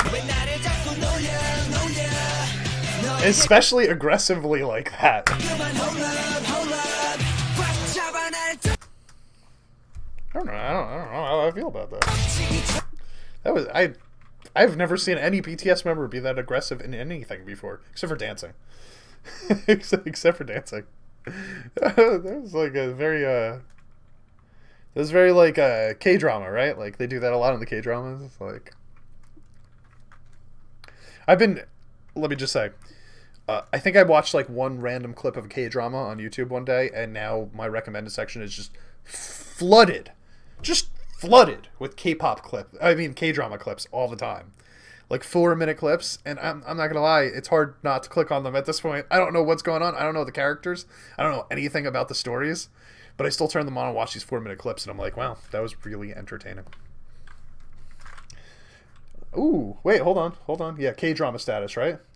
But they felt so bad. They got criticized for it. They felt so bad. They were apologizing like a lot while filming those scenes with that girl. To the girl, I could see them doing that. Jin apologized a lot to that girl. Yeah, I mean, it is very K-drama, though. Like, you know, like, this was not... I don't want to hear any people coming out and being like, oh my god, like, you know, misogyny or blah, blah, blah. Like, obviously, that's not happening. This was directly taken from, like, this style of drama show that is popular over there, right? Like, that is a scene that I'm almost certain that I've seen almost the exact same thing happen in a K-drama clip that I've watched before. But it's so funny to think that they were, like, while they were doing it, they were feeling bad about it, because, you know, that's so not them. Like, it is so not Jin to, like, turn a girl around and push her up against the locker. I mean, it's more me than it is Jin, I think. Like, I just can't, it's so strange to see. But again, like, no hate on it, you know what I mean? Like, nobody should be hating on it. It's not like they're coming up with their music videos anyway, you know?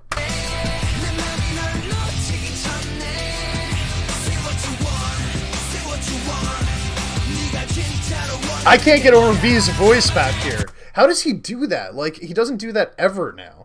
Like, he never has this sort of growly, raspy singing voice nowadays. And it's like, it's almost like it's his whole voice here.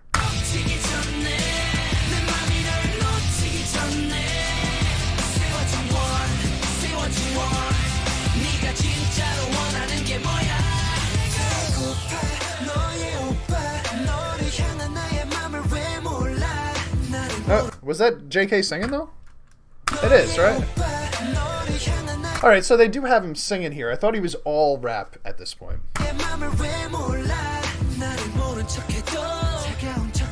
Jin sounds the same. Jimin does not sound the same. Jimin doesn't have his, like, signature sort of, like, squeaky, effeminate sound yet. But, like, Jin sounds like Jin.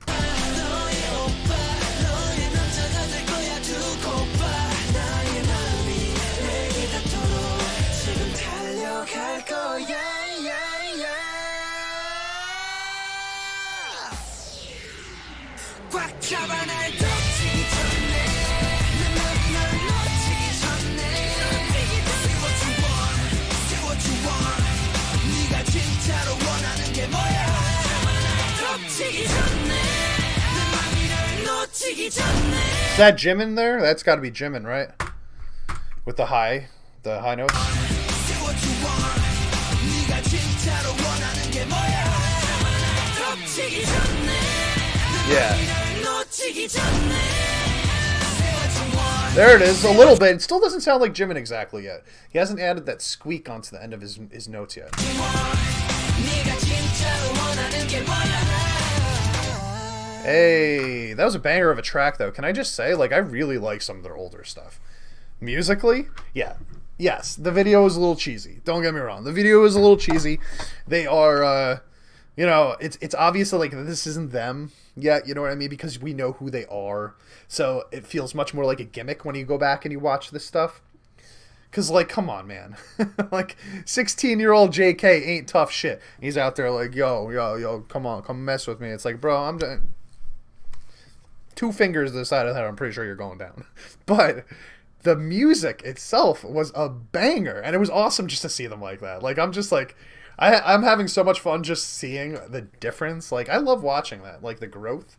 You know what I mean? Progress is, like, really important in life, so it's one of the most fascinating things in my head to see that happening, even in video games, right? Like, a good progress system is what keeps you playing the game, right? So while going back, it's so funny to see them like this. But especially the tough guy, like, yo, y'all can't mess with me. I'm in high school. What up? It's like, nah, you guys are going to grow up soon and realize how cheesy you are. But the music itself still bangers. It is definitely endearing. It's endearing because we know what they became, right? Like, if they had become a bunch of douchebags, we wouldn't think it was endearing. We'd be like, oh, look at these assholes that think they're like, they're such tough shit, yo. Right? But, like, because we know that they're, like, just, they're cool, down to earth, like, chill people, you know, like, that makes this so much more entertaining. Hey, Mickey, what's up, homie? Good to see you, man. I still don't skip anything from the older stuff, says Jared. I mean, I'm pretty sure I still haven't heard a lot of the, this era music. I think, like I said, No More Dream and now this song.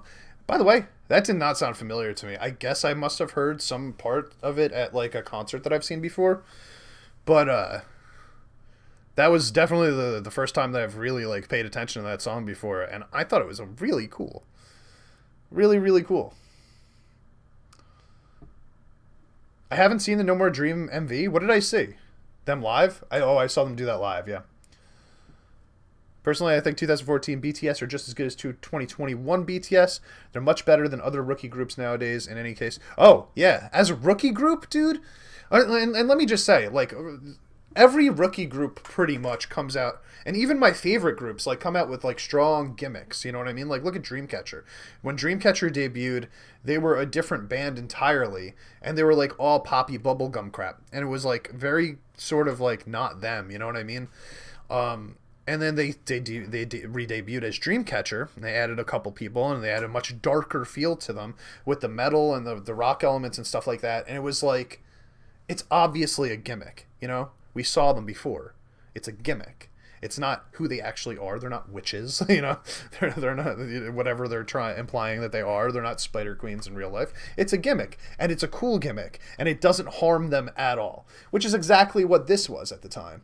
The BTS came out. They had this tough guy, sort of like old school rapper vibe gimmick going on. They grew out of it. Now they don't have a gimmick. BTS is gimmickless now. You know what I mean? They're not like the anything. They're just the dudes from BTS.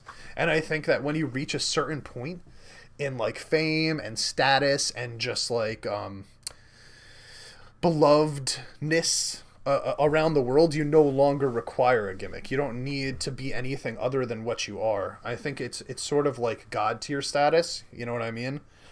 It's like, I could say the same thing, and I've made this comparison before, but I could say the same thing about professional wrestlers, where it's like, you know, you might debut with like John Cena, for example. You all know who John Cena is, right? When he first started wrestling, he debuted as a rap gimmick. He was just like this, actually. It's so funny now that I think about it. He was just like this. He was the tough guy. He had the chain around him. He would come out. He would rap. He'd have the backwards hat on. He was, yo, thugonomics, yo, what up? Like all John Cena, like with yo rap head John Cena, like whatever. It was so lame, but kind of funny.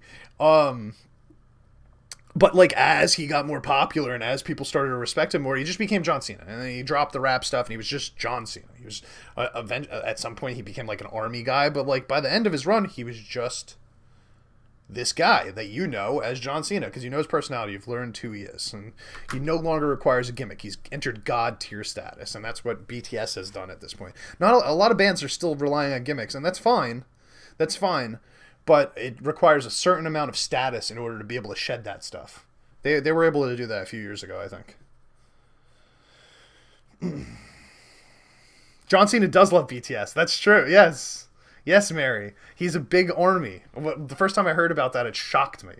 I couldn't believe it. But it makes so much sense because the values that the BTS talks about and John Cena talks about, they're almost identical.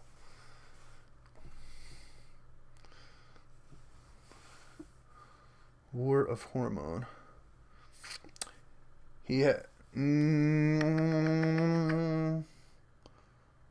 So good. Yeah, no, okay, cool. All right, so we still got one that V song that we're gonna listen to. That was a banger. I'm gonna give that a like right there. Yes, recommend me more old school BTS, please, because I want to rock out to it. All right, we're on to Epik High.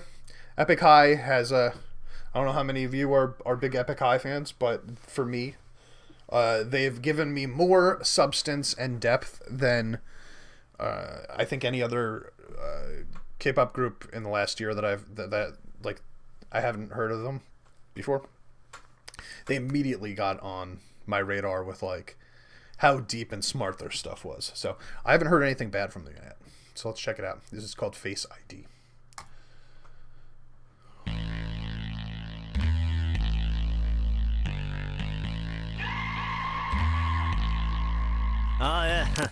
죽고 산 게 엊그제 나긴 한두 개는 뭐 풀옵션인데 지켜도 내 뜻대로면 no problem with that Here's a selfie 다 폰에서 엄지대.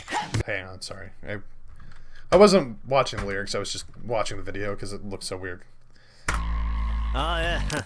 죽고 산 게 엊그제 나긴 한두 개는 뭐 풀옵션인데 지켜도 내 뜻대로면 no problem with that Here's a selfie 다 폰에서 엄지대. 매일 picture perfect day No doubt world tour sold out 벌써 몇십 회 난 no doubt 베개. What is happening in this video? This is so strange. 매일 picture perfect day No doubt world tour sold out 벌써 몇십 회 난 no doubt 베개 no doubt 난 시험할 때 무시가 답이면 내 만점이게 어차피 다들 센 척하지 막상 되면 하면 무장해질 face ID 다른 밖에 날까봐 출발선에 서 있어 앞서가는 놈은 전부 선 넘었어 눈가에 힘 빼고 인사 빠가 90도로 악수하기 전에 먼저 해라 손소독 난 앞으로 전진 넌 그만 좀 해라 뻘째 욕을 싸질르다 모른 척하는 그 연기 수준들이 거의 조정석 수고했다 질투뿐인 너희 보고서 재능 낭비하지 말고 소설 써 그거 아닌 인생은 조졌어 난 다음 페이지로 재능 낭비하지 말고 소설 써 그거 아닌 인생은 조졌어. Yeah. Man, sometimes I read these lyrics and I'm just like, damn, I wish if I said this in English it would sound as cool as when they say it in Korean. Because some of these lines are actually bangers. Cursing out everyone that acts like you didn't do anything. I fucking hate people like that. You know when you go on Twitter and somebody says something really fucked up and you respond with something like, dude, that was fucked up. And they're like, how dare you judge me? And you're like, dude, well, you're such a clown. You acting like you didn't do anything wrong. Who do you think you are? 난 앞으로 전진 넌 그만 좀 해라 뻘째 욕을 싸질르다 모른 척하는 그 연기 수준들이 거의 조정석 수고했다 질투뿐인 너희. Wait, who? 욕을 싸질르다 모른 척하는 그 연기 수준들이 거의 Your actors... Y'all are actors on the level of Jo Jung-suk. Is that like a really famous actor in South Korea?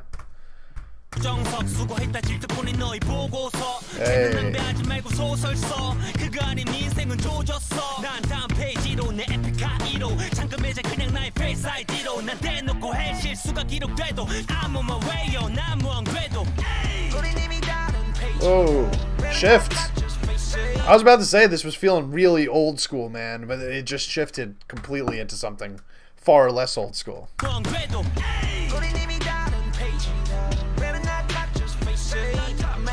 Whoa, this video is crazy. Are they creating like the perfect superhuman? Is that what they're doing in this lab over here?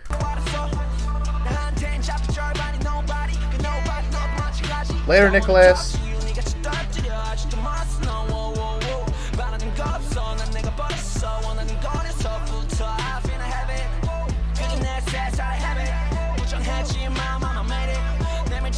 Dude, what is the dude from Where the Wild Things Are doing here?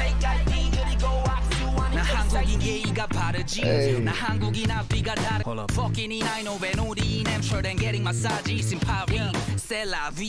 Yo. Just the way that you're gonna rhyme these words that don't rhyme, beautiful. Getting massages in Paris. C'est la vie. That's smart.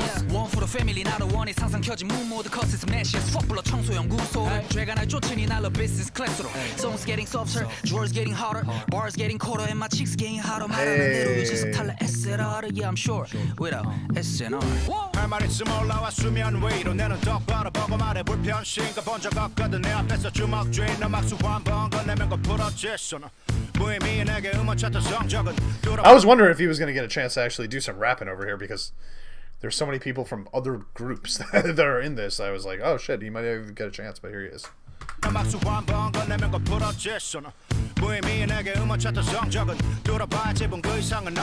Hey, don't care about the charts. We've already been through the roof. What more is there to do? Now they're just doing it for fun. Now they're just doing it because they want to.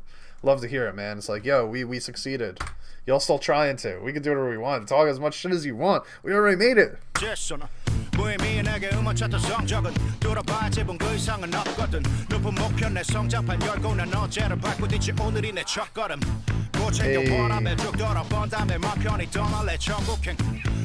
I love the beat too, man. It's so basic. You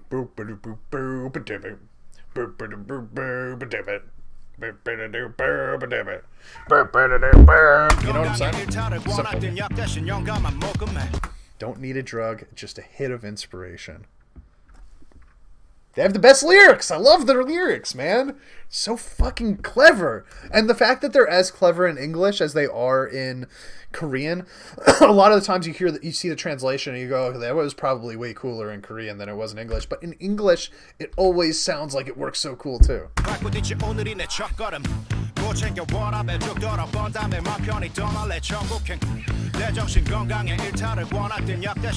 That's such a great line.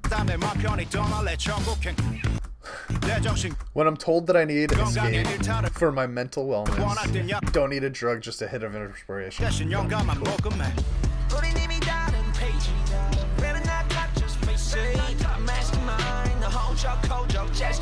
Just mimicking gestures.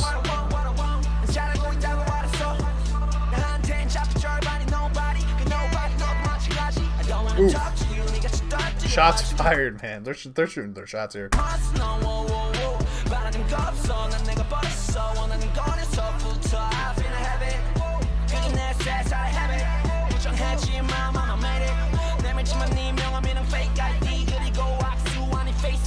Can I just say I'm really bummed out that I wasn't able to actually go see them, by the way. They're supposed to be like, I think they're here like now-ish. I think like at some point in the next like week or two, they're going to be in the tri-state area, or they were going to be. I don't know if it's still going on, but I really wanted to buy tickets and everybody started getting sick and it got scary. In fact, I had tickets to a wrestling show on Wednesday that I didn't go to, which I bought and just went to waste.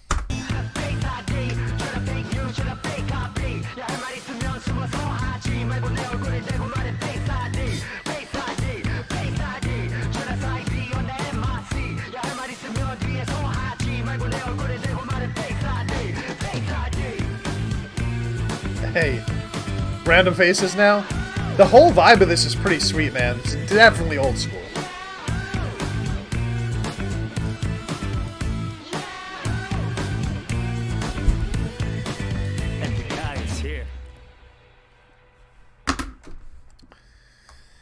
Mirva says, I can be certain it's translated the way that they mean it. Yeah, but think about how crazy that is. You know what I mean? Like, you can make something rhyme and sound really good in one language, but then when you switch over to another language, a lot of the time it's just like, not all the meaning is lost, but some of it, just a little bit, maybe the clever part of it, right? Like, you still get the basics of the phrase that they're trying to say, but the really clever part about it, which, like, sounded really good in that language, is often lost in this language.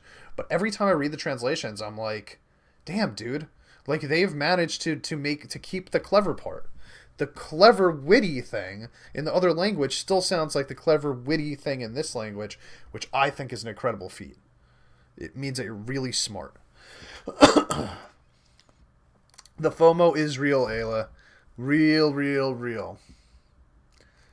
I was really upset about it. Me and Mirva were talking about it like a while ago, and I was like really ready for this. And then, of course, just COVID central. The tri-state area is just COVID central nowadays, you know? It's like impossible to get anywhere or do anything without having to come home. And that's the other thing. Like, I have a kid, right? And he splits time with me and his mother. And if I go somewhere where there's COVID, then I don't get to see him for a week or two, right? So it's like, I have to be even more careful, just not even just for the sake of like health, but for the sake of me being able to have my kid. You know, so it's like, the FOMO is real. I had 2 roommates go to that wrestling show that I didn't go to, strictly just so I wouldn't have to miss a weekend with my son. We're having concerts this 22. Yeah, they were definitely supposed to be here like now. I mean, are they still doing it? Because I was almost positive they were going to be here in January, maybe February. Mithra's my dude. Can I just say that? Looking back at what you guys were talking about while I was watching the song. Mithra's my dude. They're both my dudes. They're my dudes. Is it March? I just know it was the beginning of 2022. You know? Anyway. Okay, let's keep going. Yeah, that was a banger. It's another banger. I liked following the BTS track too, because they kind of had similar like old school rap vibes. Concert starts in March. All right, good to know. Yeah, maybe I'll still be able to make it then, as long as it's not sold out. I don't want to buy tickets though, in case that like I can't go. You know, sketch. All right, we're going down our little Shinee road right now. We're gonna check out Sherlock from 2012. So this is going to be, hey, I love this. We're really going back in time a little bit right now. Even though the last one wasn't back in time officially, it sounded like it.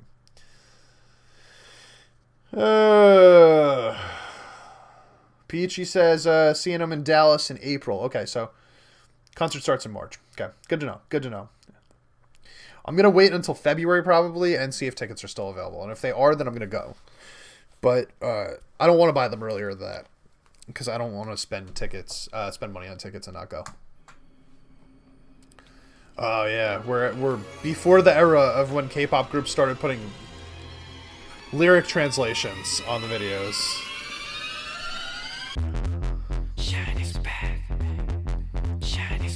And listen to that bass, man. Like, you could already, like, you could feel the time, right? Like, the bass that's coming in there, very EDM style, but like that old school sort of.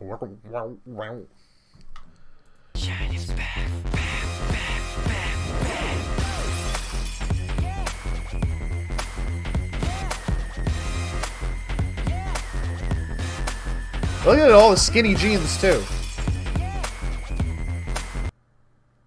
That's not a girl, is it?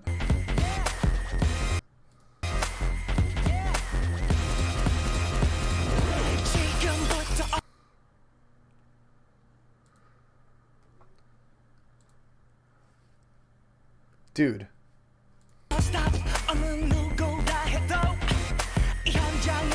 Yeah, I'm getting like MJ vibes, honestly. Is that Taemin? That's Taemin, right? Yeah, that's... Wait, no. No, that's so funny. Yo, it is so long.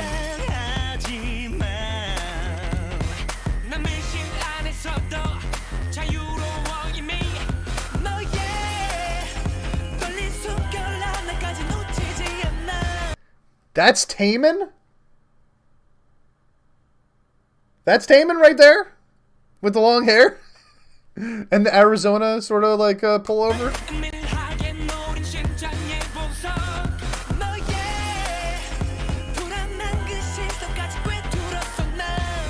Holy crap! Unrecognizable again.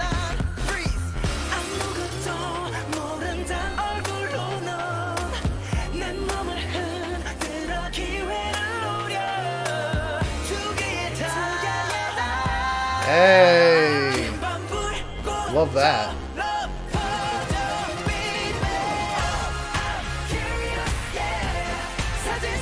Oh! We changed keys. That's pretty crazy. For the chorus.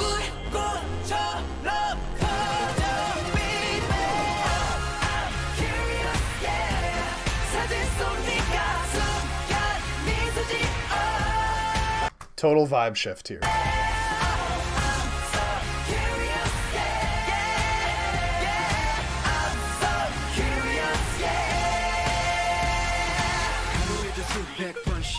널 떠올리다 떨쳐냈다 내 머릿속을 채운 의문 네가 원한 것이 뭔가 소리도 없이 흘러드는 이 순간이 내 맘에. The layered vocals are really... Oh my god, dude, look at him! He looks like a different person. It's unbelievable. It's unbelievable.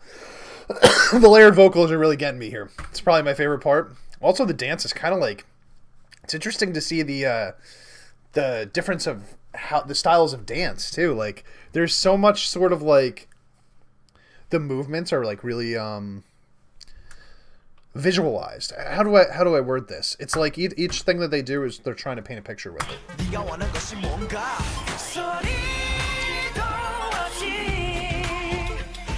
See what I mean? It's like a collection of different screenshots almost forming a video.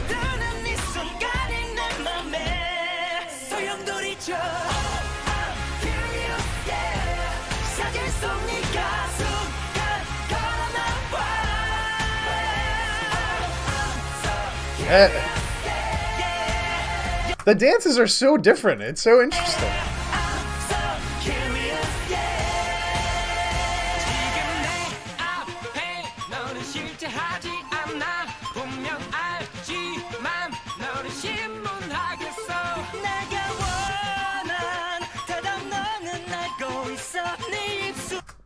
This guy main vocals.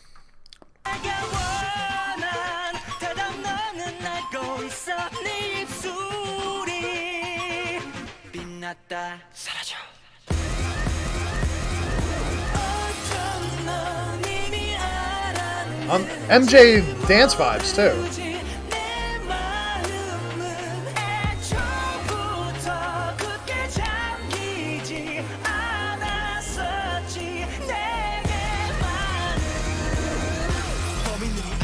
Hey.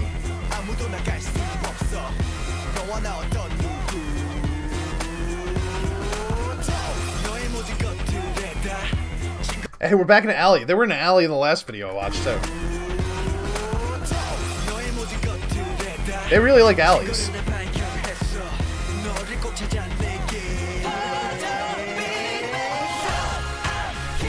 They do a lot of layered harmonies, which is interesting for the time because a lot of the older K-pop videos that I've watched have been mostly you hear one guy, you go to the next guy. A lot of that, at least the stuff that I've heard. I'm hearing way more layering and working together with this Shinee song than I've heard from most stuff pre 2015. I wonder if they were ahead of their time.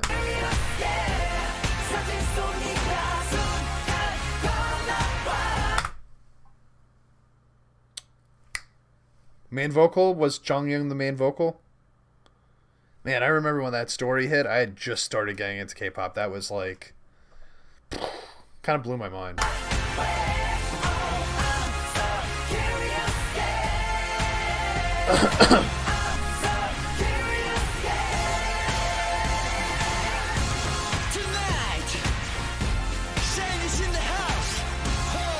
I also feel like I could do this dance. Like most of this dance, I think I could do. And it's making me like it more. See, like I can do that.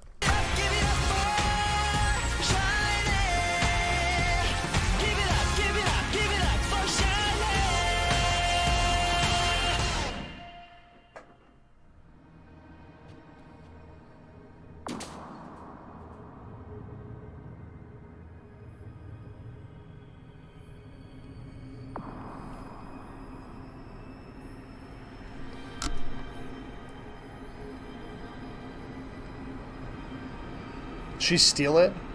She stole the jewels?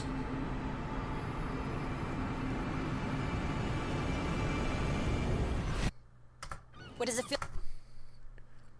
I don't know what the hell happened there. I know that they were trying to find jewels. I didn't realize there was a story to it until like the last 30 seconds, to tell you the truth. How much do I need to pay to see you do the dance, Rich? $400,000. I don't think there's much you could do to get me to dance on camera. I gotta tell you. I mean, you see my upper body move when I'm listening to music. Of course, I can't control the bobbing back and forth or the up and down. Every once in a while, my fingers start doing this. Can't explain it, but they like to do this. My lower body will never be filmed dancing. Never. Mostly because it doesn't do it. You know. It mostly just chills on the grounded, 2 feet on the ground while the upper body does all the work. I'm a man. I'm a guy. That's how guys are. Either guys know how to dance and they're like really good at it, or they just don't do anything. Girls seem to fall in the middle part a lot more often for whatever reason.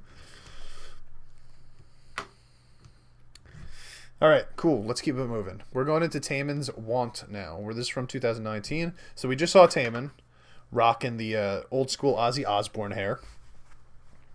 That was very interesting. I couldn't even see his face. I wouldn't have been able to tell you that was him, even if I got a close-up and watched this video immediately after. But let's check out the difference in styles. That's what I'm really looking out for right now.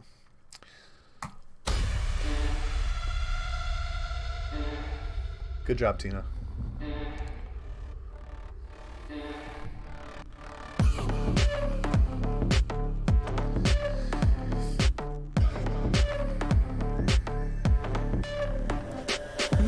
Yeah, I mean, this hair is working for him a lot better.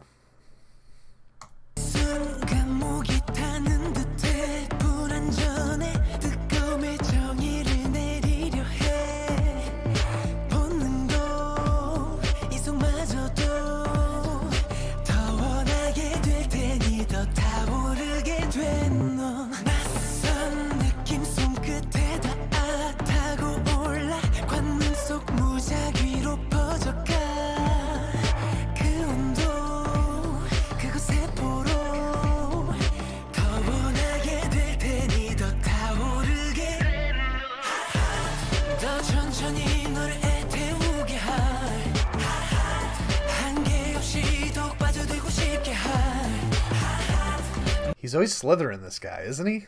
He's constantly slithering like a snake, just like real suave, and like he does this.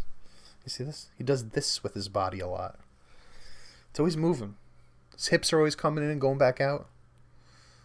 He's just got like some sort of like weird sex appeal that I can't put my finger on.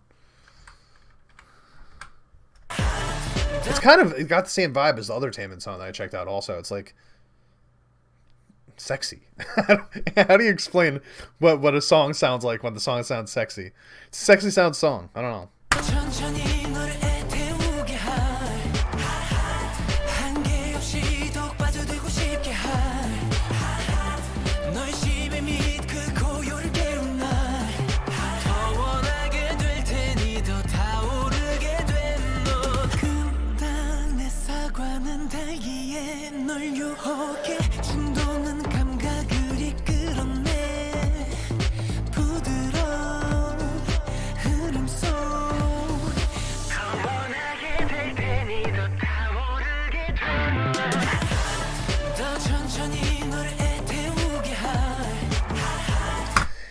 This sounds like the song that's going to be played in a movie when the main character, the protagonist, and the beautiful girl of the film finally have sex for the first time. This song is going to start playing as they are in slow motion falling back onto the bed with the guy on top of the girl. Right? You're going to hear ha ha. Then it's going to fade to black and you're just going to hear hot hot one more time before they change the scenes. You know what I'm saying? That's this.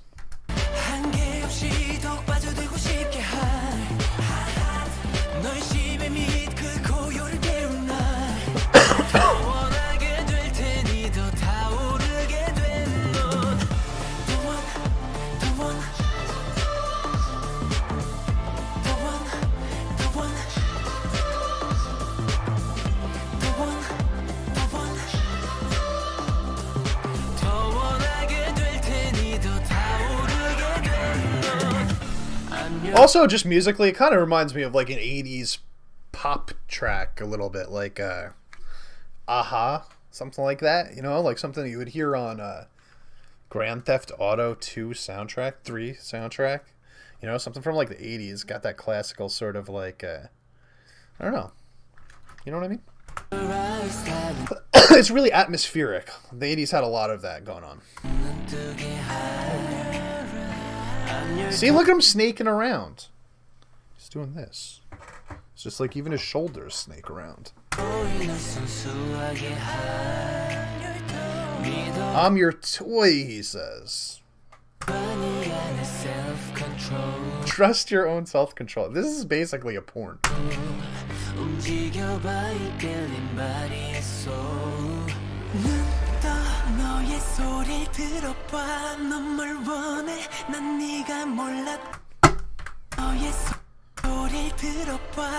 There's actual snakes here. There's actual snakes in the video now. Did you see that? The snakes. I did not know that was gonna happen.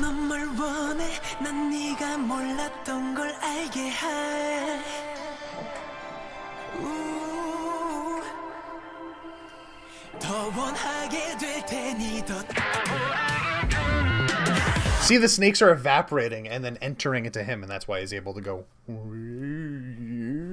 like that. Hey.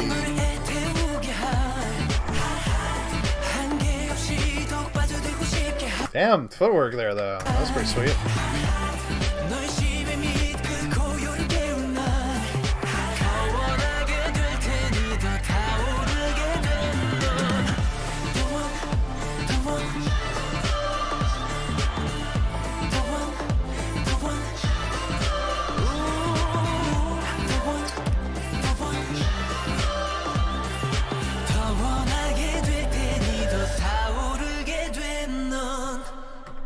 Cool.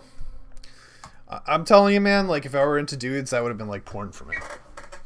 Like, dude is hot. Dude's sexy. He's got a good face. He's got a great body, and he moves like a fucking snake, bro. Like, I feel like what would he be like? You know, it's hard not to think about that. It's hard to be like, you know, if the dude's body moves like that, you know, like, I wonder how it moves when he's in different situations. I'm just saying. It's just something that you think about. At least it's something that I think about. I like my idols how I like my chicken. Boneless. Perfect for boneless Ann. The K-pop Axl Rose. I'm loving these comments now. Now he's making baby making music. Dude, he definitely was making baby making music. That was you know what I'm saying? You know what I'm saying? I'm saying 50 Shades of Grey. Like that's that song belongs in 50 Shades of Grey, right? Doesn't it? Am I wrong? I don't think so. I think that that's like perfect for it. Yes, him, Jimin, Kai. Him, Jimin, and Kai. Oh, those are your faves, Bofasa? Those are the idols that you want to maybe dance with a little bit. Maybe have a little dance. If I'm being honest about the song itself, I'm not sure that that's one that I would normally listen to very often. I think a lot of the appeal of that one came from the video itself. I liked watching him dance, and I think that he's really talented, you know? The vibe of the song was like really chill and laid back. I'm just not sure that I'd ever actively put it on for myself.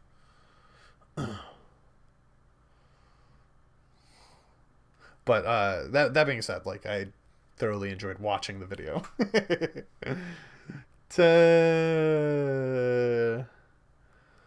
Okay, let's keep going. We've got 2 left. My voice is going to give out really soon. Okay, so this is Stray Kids Winter Falls, bringing all the way around. We started with Stray Kids. We're going to do one more Stray Kids before we hop into V's Christmas Tree song. This one's pretty recent. I was actually going to do this on my last stream, but it lost when we did the little poll thing. So we're hopping into it now.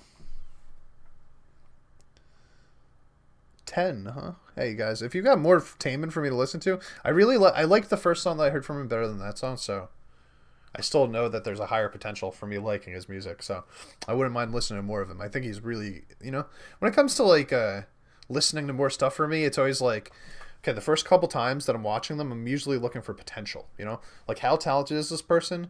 And how high is their ceiling, right? And I see a lot of potential in Taemin for me listening further and really appreciating some of the stuff that he does.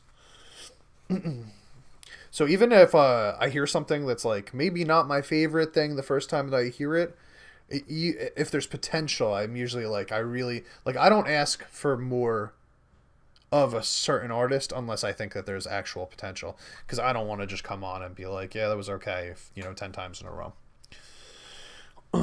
Kind of glad I randomly found the stream. I had no plans. Well, Miss J Green, it's good that you found it from my perspective too.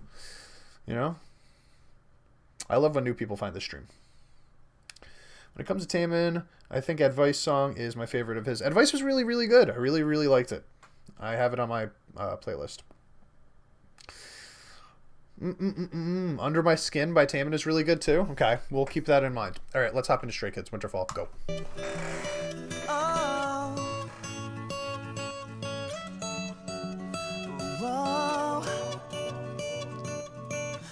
겨울이 다시 불어온다. 시간이 또 흐른 걸까? 나만 빼고 모두 변했다. 아프도록 외로워진다. 아직 날 그리워하는 난 여전히 그때 그 자리에 남아 추억을 모두 모아 눈을 감고 떠올려 본다. 해가 짧아져 밤이 더 길어. 시린 맘 위에 얼음 같은 게 녹았네. 얼었다 녹기를 반복하다 보니 미련 따위의 온기를 잃어버렸지 그래. Real life movie 막힐 듯해 숨이 그 옛날 얘기에 어색하게 다시 몸부림 어쩔 수 없대 하면서도 네 흔적에 멈추다 보니까 생각나 Winter falls 떨어진다 눈이 그 어떤 것보다 깨끗하게 falls 아직 내게 남은 내 모든 걸 다 지워볼게 I love you love you love you 너도 그랬던 love you love you love you 다시 falls 떨어진다 눈이 떨어진다 Winter falls. Wow, so it's another slower song, man. This is crazy. I don't think I've ever listened to 2 slow songs in a row from Stray Kids. I should have known just by the title, though, obviously. You know what I like about them, too? It's like, this is a thing that I like about BTS also. Even when a song is slower, they still find a way to integrate some hip-hop into it, where it's like, maybe he's not rapping, but he's doing like a melodic sort of rap because it's a slower song, so they like kind of adjust their style. And it's something that you don't hear in American music a lot, very often, taking a rapper and having him add melody to his thing, but because they sing and they all rap, and it's probably much easier for them. But like, could you imagine like listening to Cardi B or something like that, and like suddenly she started like singing halfway through? You'd be like, what the hell just happened? And probably she wouldn't be very good at it. Doja Cat is really good at it. Doja Cat's one of the few that can pull that off, but I think that it sounds really good in the slower songs when they do stuff like that.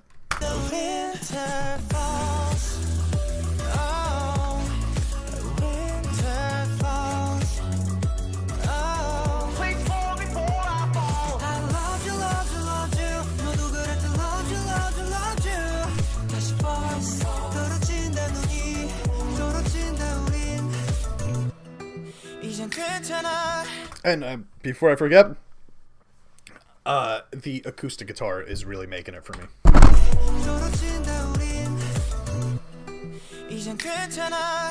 Hey, vocals. Ooh. Really nice vocals.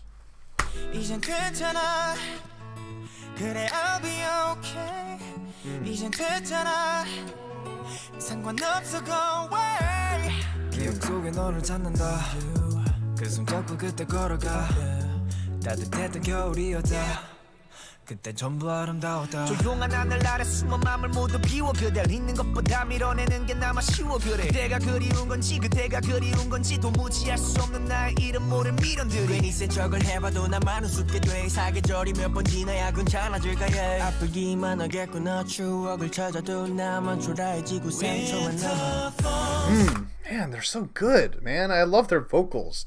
I love their vocal aesthetic.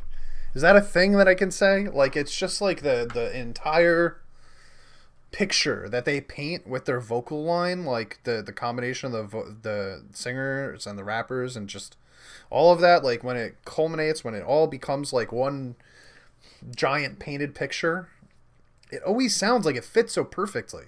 And I really like their second verses a lot of the time. I've realized with these last two streams, Stray Kids, like Bandmade, always come with something different in their second verse, and it always sells me on the song. Like, sometimes with Stray Kids, I'm like, meh through the first verse. The chorus usually hits, and I'm like, oh, okay, I'm getting into it. And the second verse hits, and I'm like, love what they did right there. Love it. And then by the time the second chorus comes up again, I'm like, oh, hey, you know, now they led into it the way that I wanted them to. By the end of the song, I'm usually like, okay, I'm sold. You know what I mean? And I love them. Love that for them. Love that for me. I'll listen to this. I think I'll listen after this. If you have time, check out Woozy Ruby. Never heard. Oh, member from the 17 group. I've actually never heard 17 yet. Yeah. People talk about a tease. A tease is really good too. Also on Dreamcatcher's label. I should listen more to tease.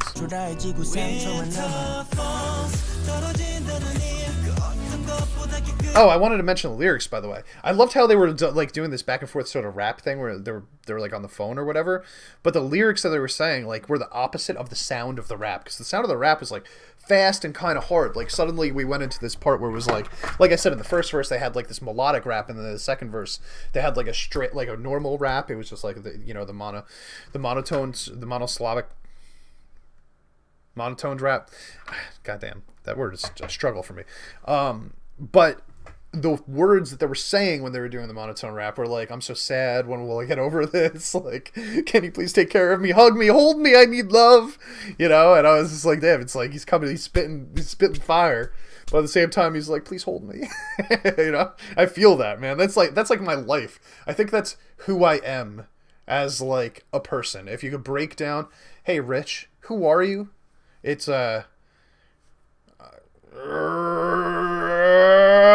hold me, please, give me love. I think that's how most metalheads are. Giant teddy bears, man.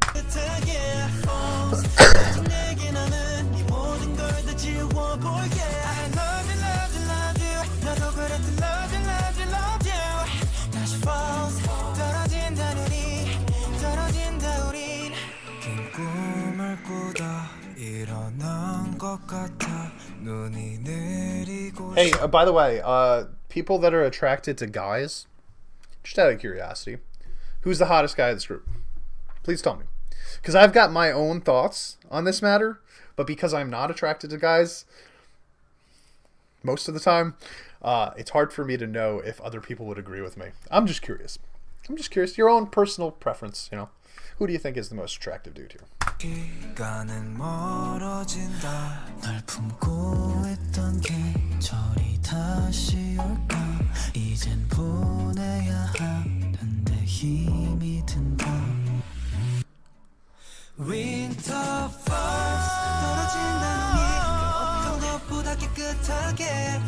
Who gave me the note? Who gave me the note?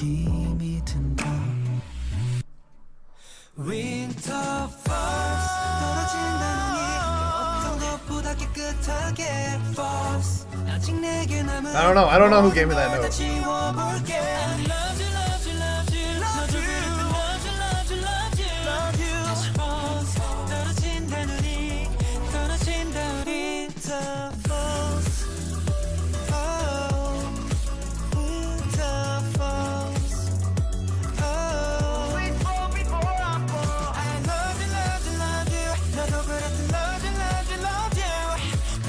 Also, where the hell do you find a payphone, man? Are there still payphones in South Korea?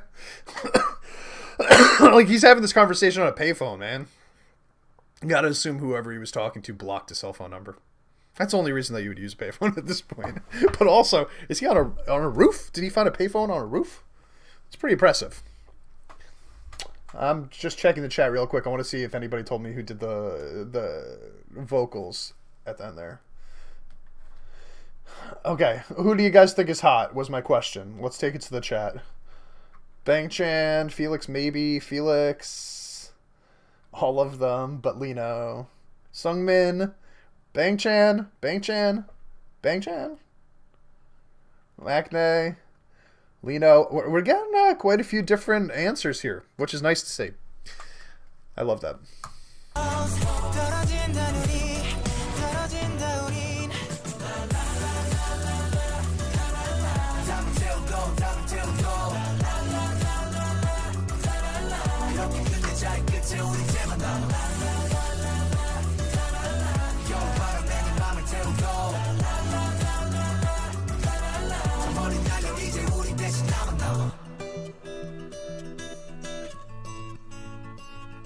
This guitar is being played in like the sort of Santana Spanish style too, with the two fingers being plucked instead of a pick.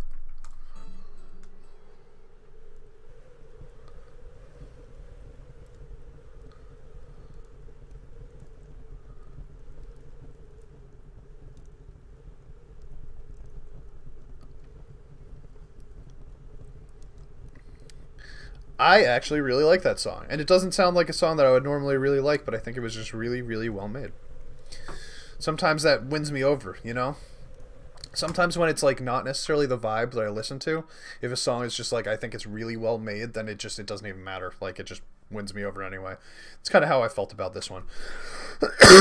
Like I said, by the time the second verse had ended, I was already sold. It sounded really good. Anyway, I want to show you guys who I was thinking was the hot one. It was one of the guys that I don't remember their names, unfortunately.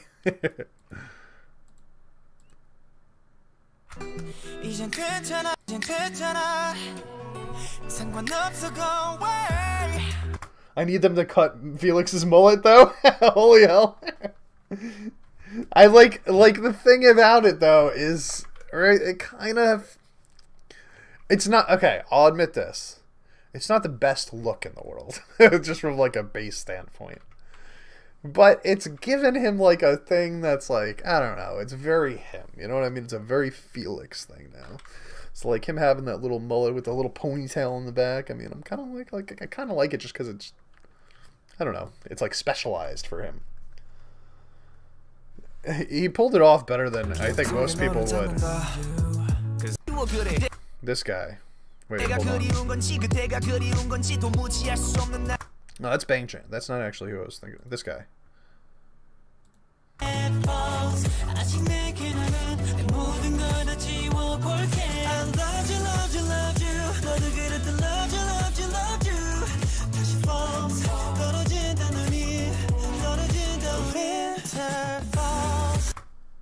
This guy. Which one's this guy? Who's this guy? Is this Lino again? Is this Lino again? Because this is the guy that when I saw it, I was like, that's a good-looking man right there. He's got a good-looking face. Sungmin. There we go. That's my boy. If I were to wine and dine any of these fine gentlemen, I think it would be him. He would be my choice. Luckily, I don't have to test my my sexual orientation because I'll never see him. Oh God, what is wrong with me? He has amazing vocals. Oh yeah, I did I noticed his vocals a lot in the last stream that I did when they did the slow song. He's the one who hit the note? Ah, so the dude that hit the note is also the dude. See, there's an unspoken connection between me and him. You know what I'm saying? I could sense his attractiveness through the note that he hit, even before I knew who he was or who was doing the note. That's what I'm saying. That's skills right there. His skills, not mine. All right, see you, Sungmin. It was nice to stare at you for a little while.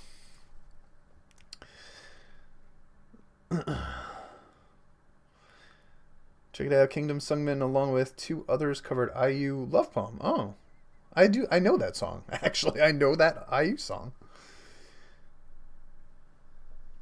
That's crazy. You should listen to the cover of Love Poem by Mayfly. He's part of it. Oh, Mayfly is like the name of like a secondary group that he's a part of? Yeah, everybody drink water. Hydrate. bought a Brita filter yesterday. Not that that is important information, but I did do that. And it has been a lifesaver. I have stopped going to... instead of using 24 friggin' bottles of water every week, like every 3 days realistically, I now have a pitcher. Love Poem cover might be my favorite Kingdom performance. Wow, everybody's speaking really well about this Love Poem cover, which is kind of really cool. Oh, it's a made-up group just for Kingdom? Kingdom is the coolest thing in the world, man. Can we just admit that Kingdom is, like, one of the coolest parts of K-pop in general? The fact that it exists, they do all these fancy special things, new choreos, new remixes, new groups, like, everything about it is really... I don't know, it's just, like, really interesting. I feel like if you didn't know K-pop at all, though, and you saw Road to Kingdom, you'd be like, that was cool, but you wouldn't understand why it was so cool, you know what I mean? But, like, when I watch those performances, because I know these guys, or most of these guys at least, and girls, and I've heard some of the songs, like when I did the Do To Do, God's Do To Do, a couple weeks ago, man, like, it was like, it's a totally different song. It wasn't God's Menu or Do To Do. It was just like, this song, God's Do To Do, it existed on its own. That only would have existed because of these shows that they put on. So fun. Oh, I checked that out. Lixie Fairy, I did the EXO Wolf Dance cover on Kingdom on my Patreon last month, and it was one of my favorites. It was one of my favorite K-pop performances I think I've ever seen. Every time I've yet to be disappointed by a Kingdom performance. In fact, I'll go as far as to say I've yet to be less than amazed by a Kingdom performance so far. They all do better than I think that they're going to do going in. Queendom 2. To be fair, though, Jinjin says, Queendom 2, I'll never forget the Mamamoo performances. I've only heard the Mamamoo performances. I don't think I've heard any other bands do Queendom before. Like, I feel like I should have heard, like, Red Velvet on there or something like that, because they're also vocal bangers, too. Like, all four of them can go, right? I mean, all five of them. Well, wait. Yeah, all five of them. They can all go. I've never seen them on Queendom, though. I've only seen Mamamoo on Queendom.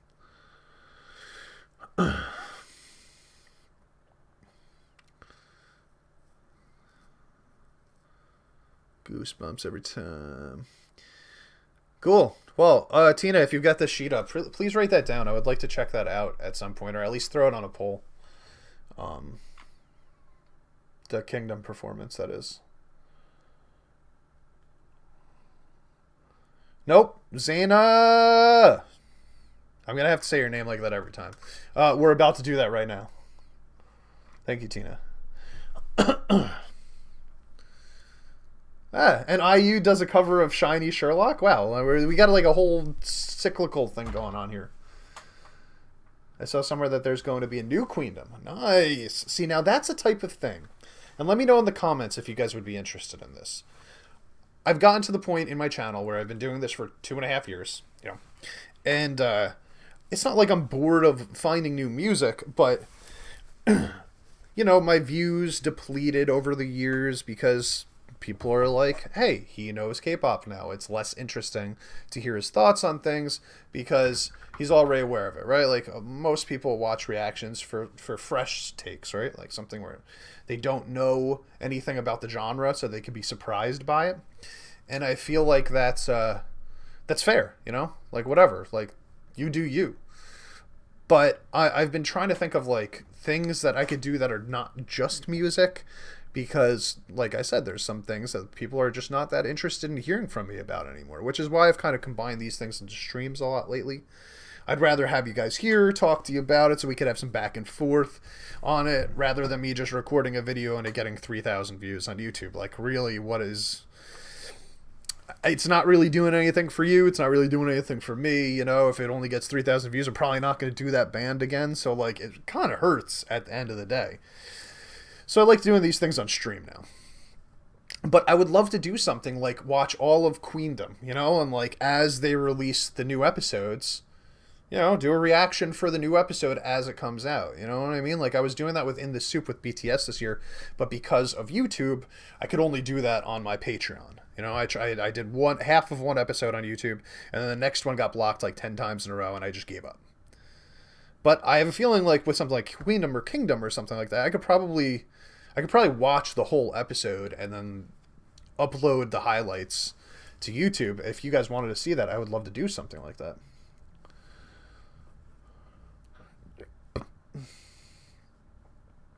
I have not seen any Mama 2021 performances. No, I don't think so. Well, thank you, Once in a Lifetime. I appreciate it. I love that you love my reactions. I need to check the Kingdom performance of girl group G-IDLE. Well, I'm assuming that's Queendom, but let me just say, G-IDLE, I love G-IDLE. I am a big fan of G-IDLE. They're somebody that I haven't done much on my stream. On my YouTube channel. But Soyon is probably like in my top 5 ults. You know, she's one of my girls. And I've heard some of their tracks outside of my YouTube channel. They've never really gotten much views, much anything on my channel, so I haven't done much from them, but they were one of the few that I was just like, okay, you know what, I need to hear some more of their stuff, because I really, really dig their old school hip-hop sort of R&B vibe when they do that stuff. I don't really love their poppy stuff that much, but I love when they enter the R&B hip-hop zone.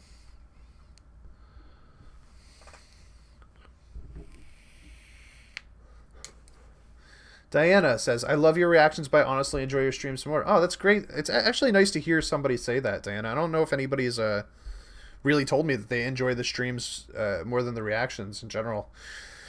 So it's good that, you know, some people are getting into it. I know that for some people it's tough to get into streams because they're long and there's a lot of downtime. Like, I mean, how much time have I spent talking in between songs today? Like, probably far more than I've spent on actually listening to songs. And one of the reasons that you do that is, one, I just like communicating with you guys. I just like talking about it. But two, it's also like, you got to be careful about the blocks. You end up getting one block and suddenly all the videos that you did are gone, you know? That's what happened last time I did one of these streams. I ended up getting like 3 blocks. There was no fixing it.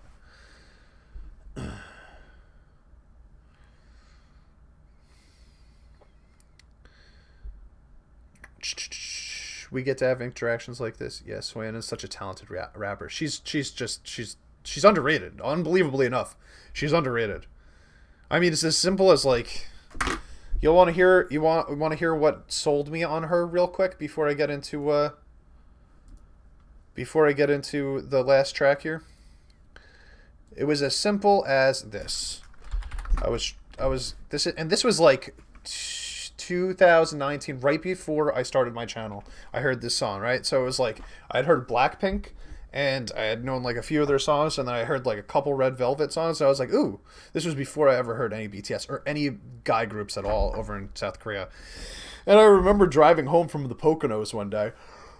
It was like a 2-hour trip, and my son had fallen asleep in the car, and I was just scrolling through like a K-pop list on Spotify, like one of those created ones by Spotify themselves. And G-IDLE popped up, and it was this song.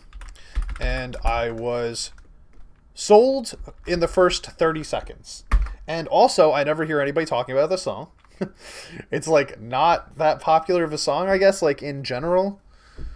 But like, at least not from our standpoint. Like, I mean, it was a B-side and stuff like that. See ya, Lixie. Thanks for hanging out, man. Well, girl.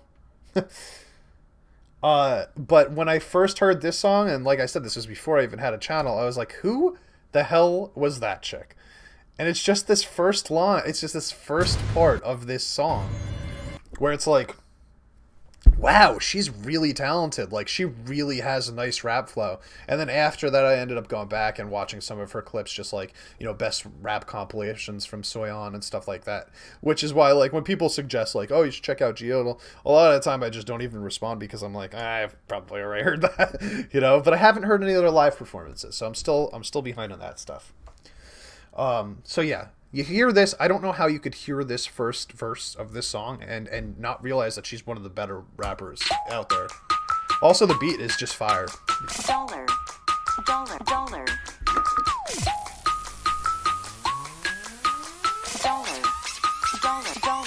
낙낙 들어간다 애수연이 머리 위에 spotlight 저기 잘난 척하던 걸림 들과는 전혀 달라 번역을 뻔뻔하게 하는 멍청이들 덕에 뻥뻥이 몸이 뜨겁어 오타쿠 덕서버려 아이덴티티 남도들 알 수 없어 남자들의 관심사 저 여자들은 블라블라 로 모델은 액션 타임 창의력에 비치나 남다른 색 억만 달러 내도 내 시간을 사긴 부족해 못 넘버 태생이 너와 다르네 Baby 너와 나는 너무 달라 나를 원한다면 배워 manners 아직 wanna love 당연한 rules I'm not your girlfriend I mean, that song is a banger.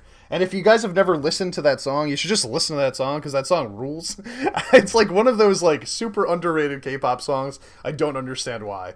I think it's got like pretty much everything to it. But that first rap verse, like, totally sold me on... It was like one of the things that sold me on K-pop in general. Like, no lie. That rap verse, when that came on, I was like, oh shit, I could listen to more of this stuff. It doesn't just have to be Blackpink. I was like, I could listen to more. Yeah, see, now we're getting the comments out here. Soyeon's fire as fuck. Flow is on point. Damn, that's clean. Yeah, her flow. Oh, I like this song. Gonna find it on Spotify. This is what I'm talking about, baby. I do have the lyrics in Finnish. What the hell?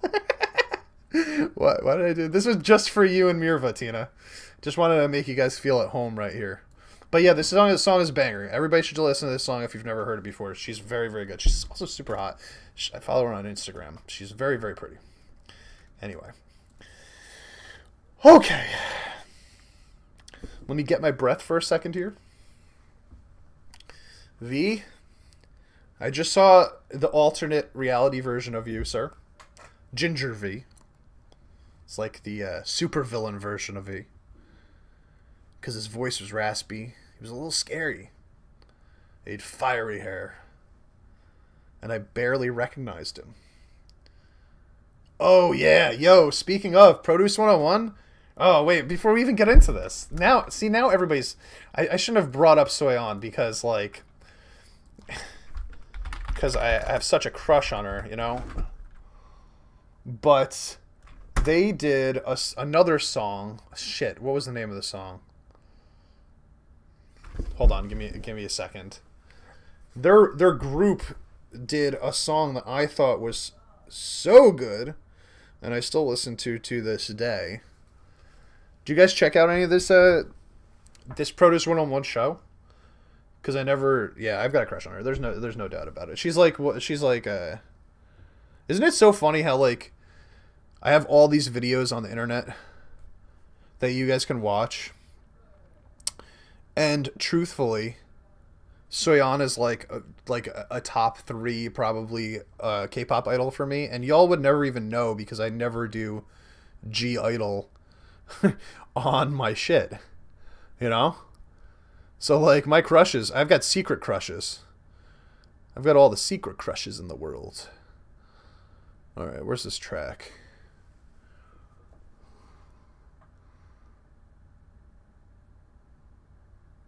Did they make more songs than just the one song that I've heard, by the way? Like, did they have a bunch of songs, or was it just, like, did they just make one song? Where are my playlists, man? Here we go. Rich Pop. Alright, here, where is this track?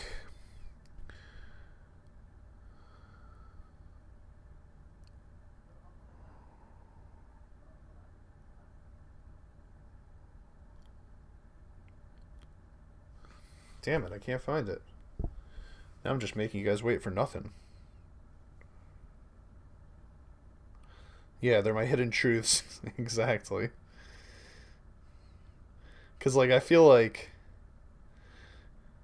it was the same. It's the same with Blackpink, right? Like, because, like, I really like Blackpink a lot, but, like, I never ever do their I never do reactions to them because nobody wants to watch that. Nobody wants to see my Blackpink reactions for whatever reason. It's very interesting who likes my reactions and who doesn't. You know what I mean? Like, BTS fans seem to be like, yeah, we like you. That's cool. And the Blackpink fans are like, we don't give a shit about you. Like, who are you? And I'm not really sure why there's a difference, to tell you the truth. I've never been able to figure that out, you know? Why don't you like Mnet, Mirva?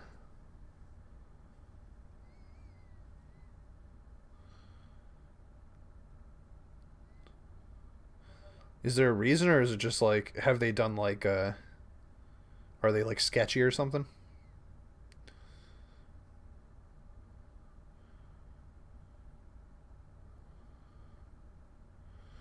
Well, I'm really bummed out because I can't find the song that I wanted to... Oh, wait. What's this? Can somebody tell me what this is? Because I feel like this was from that or something.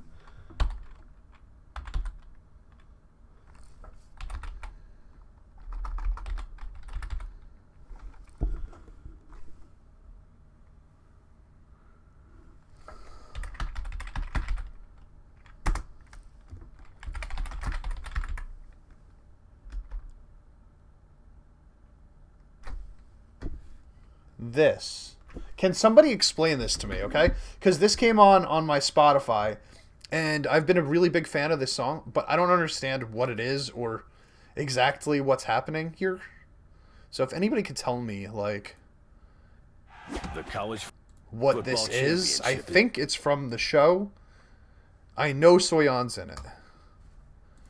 Does anybody have any information for me? I've been wanting to ask this for a long time. I keep forgetting.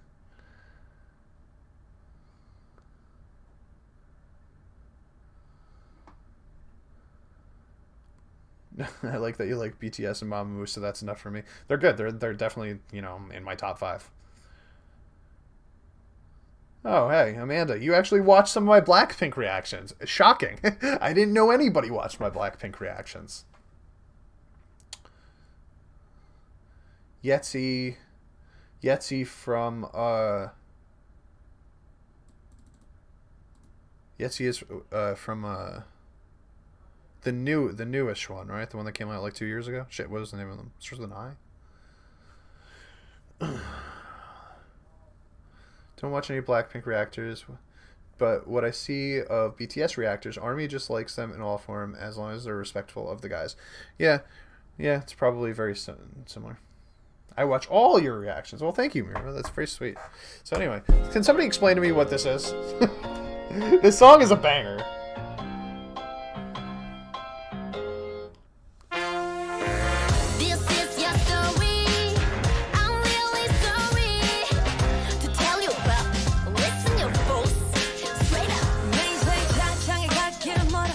As long as it doesn't get blocked, Zayna, yes. Zayna!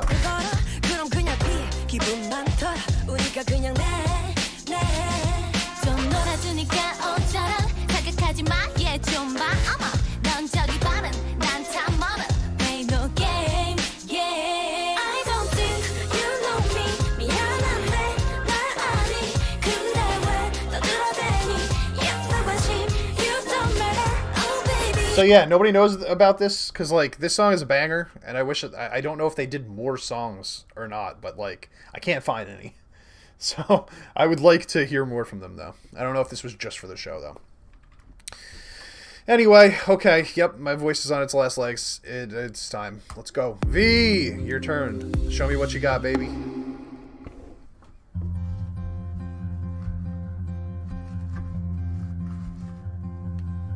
In this moment, I say. Yo, how is this the same person, right? How is this the same person?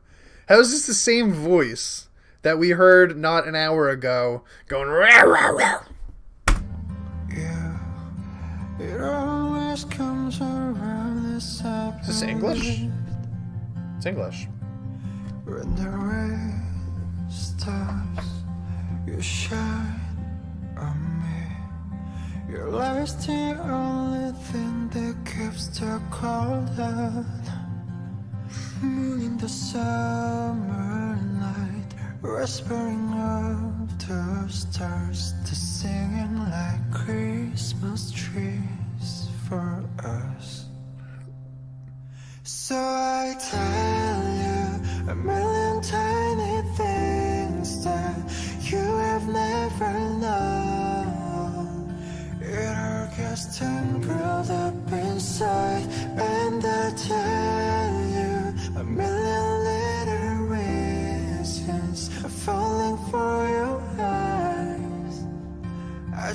just want to be where you are.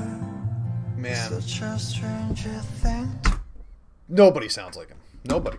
There's not a single soul in this world, South Korean, Australian, American, Nigerian, that sounds like that, because it's just, I don't even know how to explain it. It's like it's not like it's the lowest pitch I've ever heard in my life. Like, obviously, like, Barry White exists, right? But, like, it's the lowest, fullest, deepest sound that you could get with vocals while still hearing all of this excess breath that exists around it.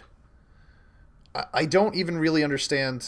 It's, like, hard to explain what you hear, right? Like, because it feels so thick. It feels so thick and rounded and, like, deep. But half of what you hear is, like, him breathing.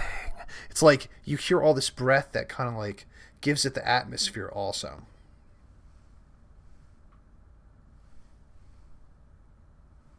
It does this.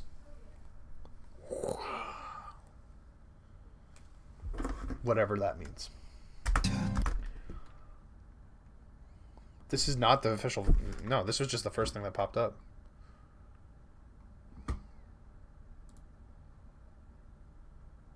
That's not the official music video? What's the official one?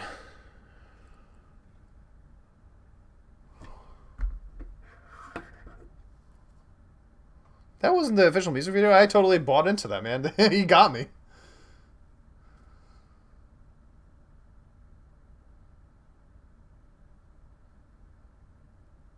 The third one? What's most contents? Yes! It's Caesar Slot's 10th anniversary, and I'm here to make sure you...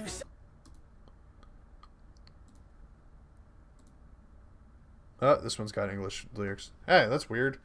Why wouldn't this be at the top? I'll just listen from the beginning again. I want to see it.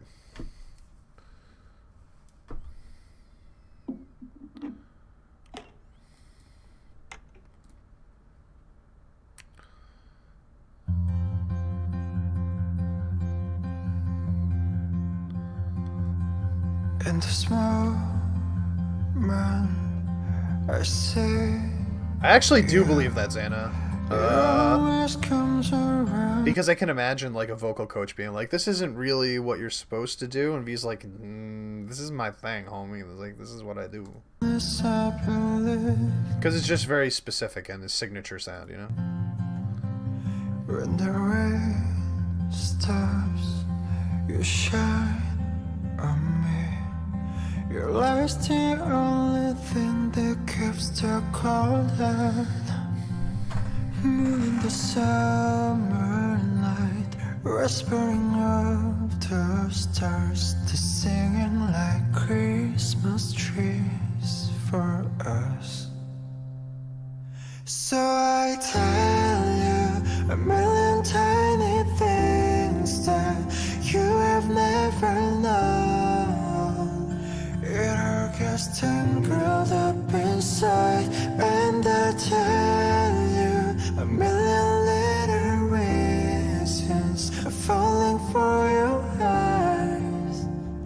I just want to be where you are.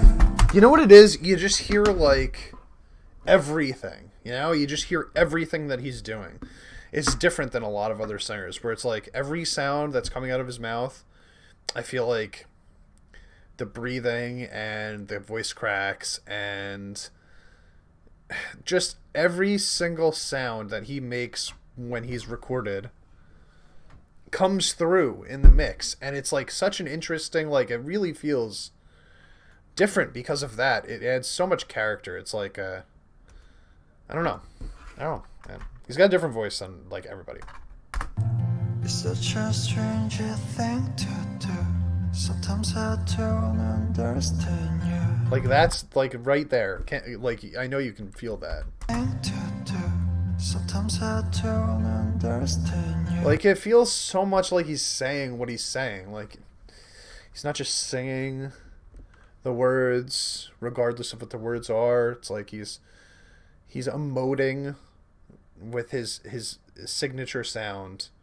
Like he's emoting what the words are actually supposed to be. But it always brings me back to where you are.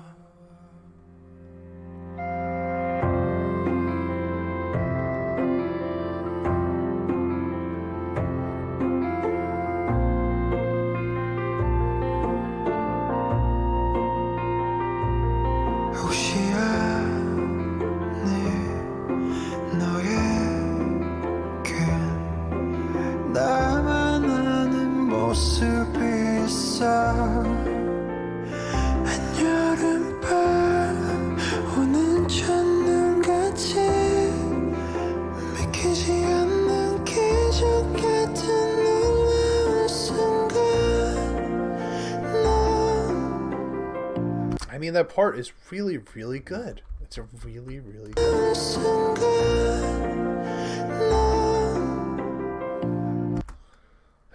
It's almost like he could sing the whole song in a whisper if he wanted to, and he almost needs to like push his voice a little bit harder to actually get the vocals to come out. It's like his natural speaking is a whisper, and he's got to like actually get the rest of it out. It's almost like, you know, like when he sings really soft and quiet, like you almost hear his voice come in and out of the notes. Like half of it is whisper and half of it is not. And it's almost like because he has to actually push to get the vocals out versus just letting it be. I think he could sing a whole song in whispers is what I'm saying. It would still hit all the notes.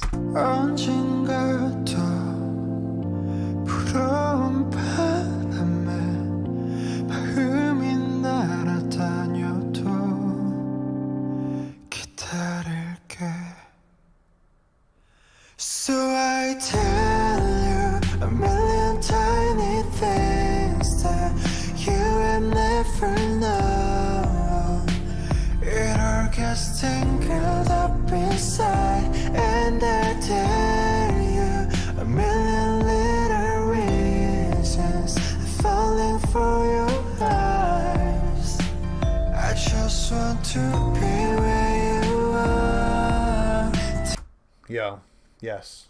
Just before we finish this, Trevor mentioned that Woo-sung's got a very specialness to his voice too, and people are agreeing, and I want to throw my hat in there too and say that Woo-sung is one of the best that I've heard on my channel. I just want to His vibrato is like crazy, and only his. be where you are. Tell you a million tiny things that you have never known.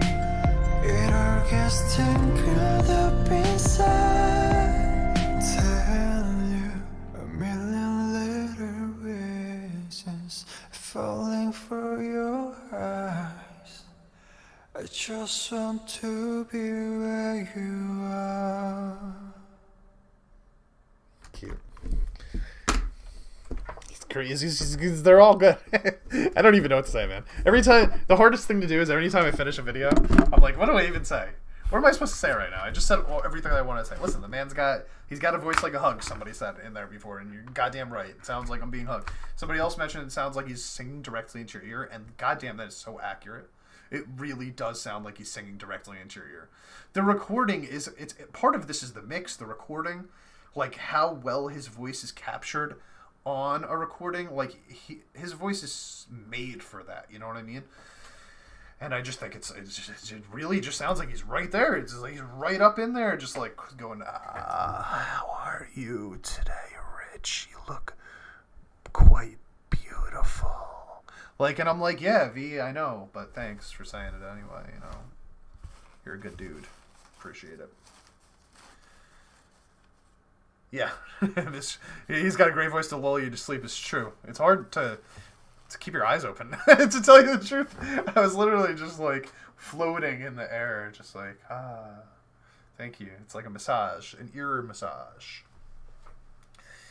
Yes, Woo-sung, that's right. I'm on Taemin subunit again, just like 4 o'clock. 4 o'clock's a banger. The layering. I'm living for him, layering all those highs and lows. Yes, it was really nice because he can do that because he's got so much range in his voice. I would have liked to hear one harmony in there though, instead of all layering. If he could have thrown in like one harmony, that would have been cool. Good job, Tina. Taking him out. Taking out the spam. When was the last time Rose had a comeback, by the way? It's been a while since I've listened to them. I could go for some more.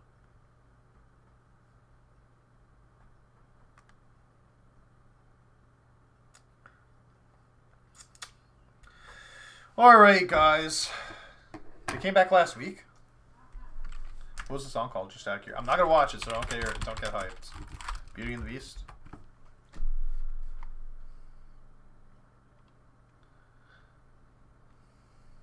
Is it good? Is it a good song? Just tell me that. I've added it to my watch later. Nobody watches my Rose videos either. But I'm gonna watch this on my own if if it doesn't want to pull. You know what? Fuck it. You wanna have a football party?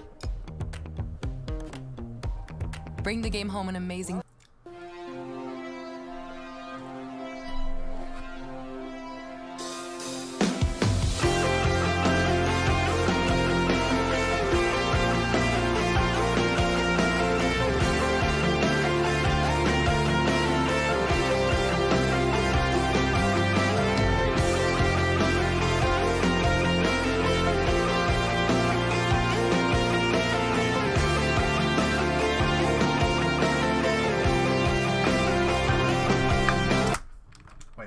With a knife.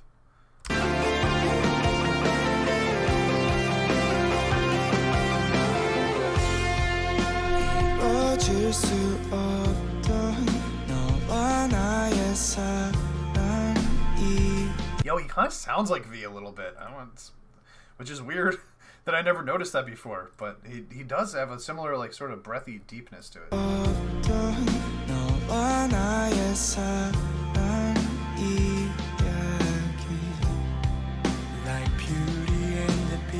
We're listening to a lot of slow songs today.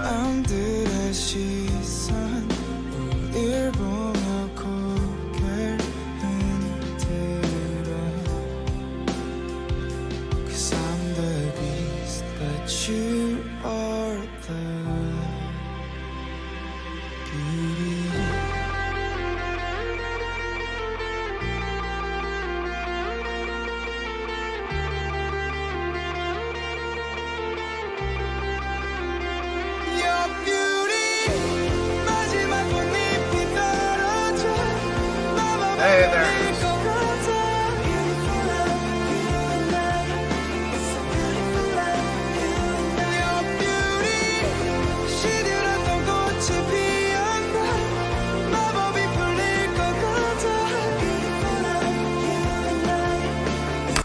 Y'all realize how much control this man has, right? Over his vocals. It is crazy. I every time I hear him do a vibrato, I'm just like, what? Ah, it's so good. He hit that the exact same time the first time. The exact same way, I mean.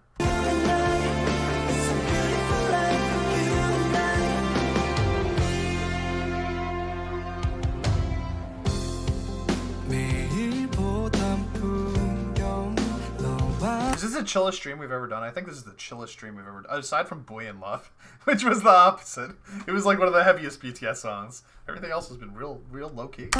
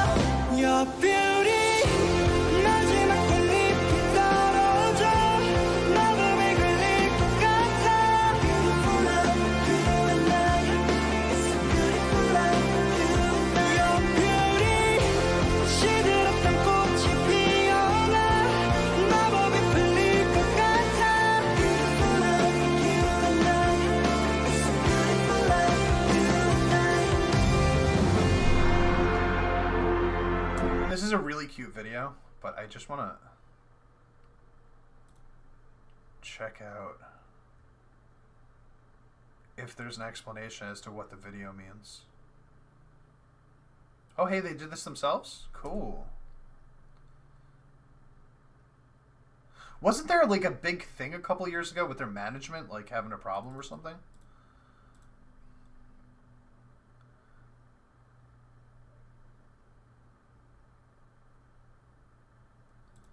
Yeah. So they've been gone for 2 years because they had an issue with their management company, right? I remember when that was happening.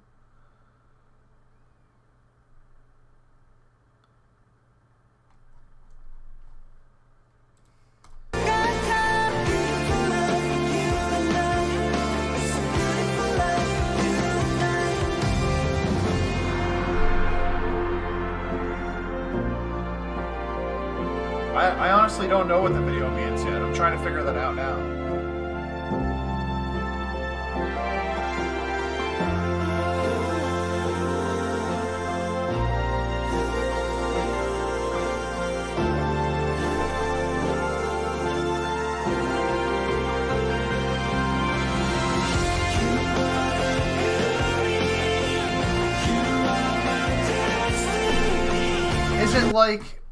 Is it like basically saying that like I think what it's about is it's showing different types of relationships and how one person is, I guess, perceived as the beauty, right?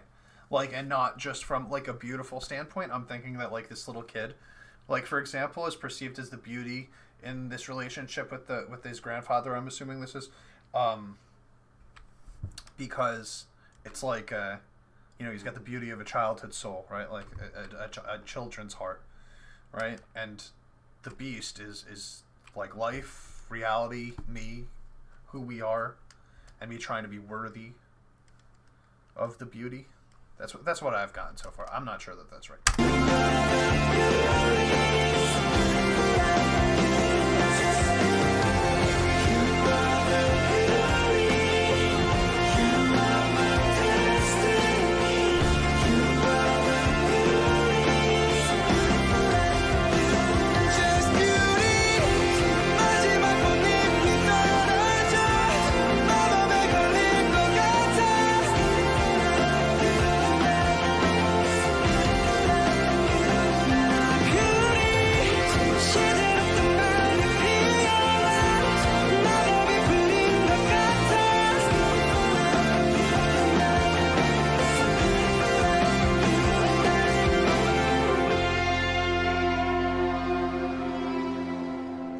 That's cute, and I'm really just happy that they're back now, because now that we've started this, I've gone back in my brain and just thought about the stories back when, like in the beginning, like when they first went on hiatus, and I was like, oh my god, that's it. Like I had just started checking out the Rose at that point, right? And then they just like disappeared, and I was like, what the hell happened? It was like, I think they weren't getting paid, or they weren't getting paid enough, or something about like breaking contracts, and then they had to leave their company. And I didn't actually think they were ever going to be back. And now, like, that I'm remembering all of this now, I'm, like, so happy that they're back. What the hell, man? That's crazy. Anyway, yeah, it was, like, another really sweet song. Today has just been, like, the smoothest, like, chillest, like, low-key streams that I've ever put on this channel, man. It was just, like, we're flowing today. We're just kind of rocking back and forth, baby. Did anybody else have any thoughts on what the video was about? Showing different forms of love, I think. Yeah, that's kind of what I was saying. Except that, like, one is, you know, it seems like one person is always, like, seems to be the beauty, right? My beauty blooming in my withered heart, I think the enchantment has been dissolved. Beautiful love, you and its beautiful lie, you and I. They were waiting for the contract to end to release this. The members are starting to come out of the military now. Ah, interesting. I think it's about appreciating relationships. Hard times happen, but relationships are worth suffering for. Ooh, I like that. I like that too. That's good. Chill because of snow weather where you are. Yeah, that's right. That's right. Can you guys see out the window? No. Oh, it's nighttime now. Oh shit. What time is it? 6 o'clock.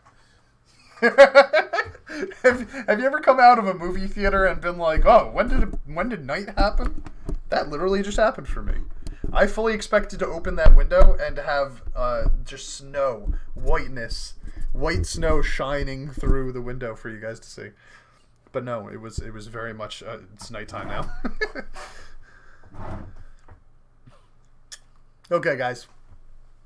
I'm going to sign off before I can't make another video for the next week because my throat is too sore. So, thank you once again for joining. I appreciate you, especially the ones that have been sitting here for hours. You guys are hardcore, baby. Love it. Let me see. What else do you need to know? Here's the deal. So, if you're a part of my Patreon, what you need to know is as soon as I finish this, I'm recording an episode of Run BTS. And then I'm going to probably put up another one early next week because I missed it last week. And Demon Slayer tomorrow. At least 2 episodes. Try to do more, but I don't know how much time I'm going to have. On YouTube, should be a new episode of Demon Slayer tomorrow. And my deep dive this Wednesday or Thursday, whenever I decide it's going to happen, is going to be Mamamoo stuff. So, hope to see you there for at least some of those things, you know. And then I'll probably, I've got a lot of Patreon requests to get to this week, so I'm probably not going to put up anything else on YouTube outside of just the stream and the Demon Slayer episodes.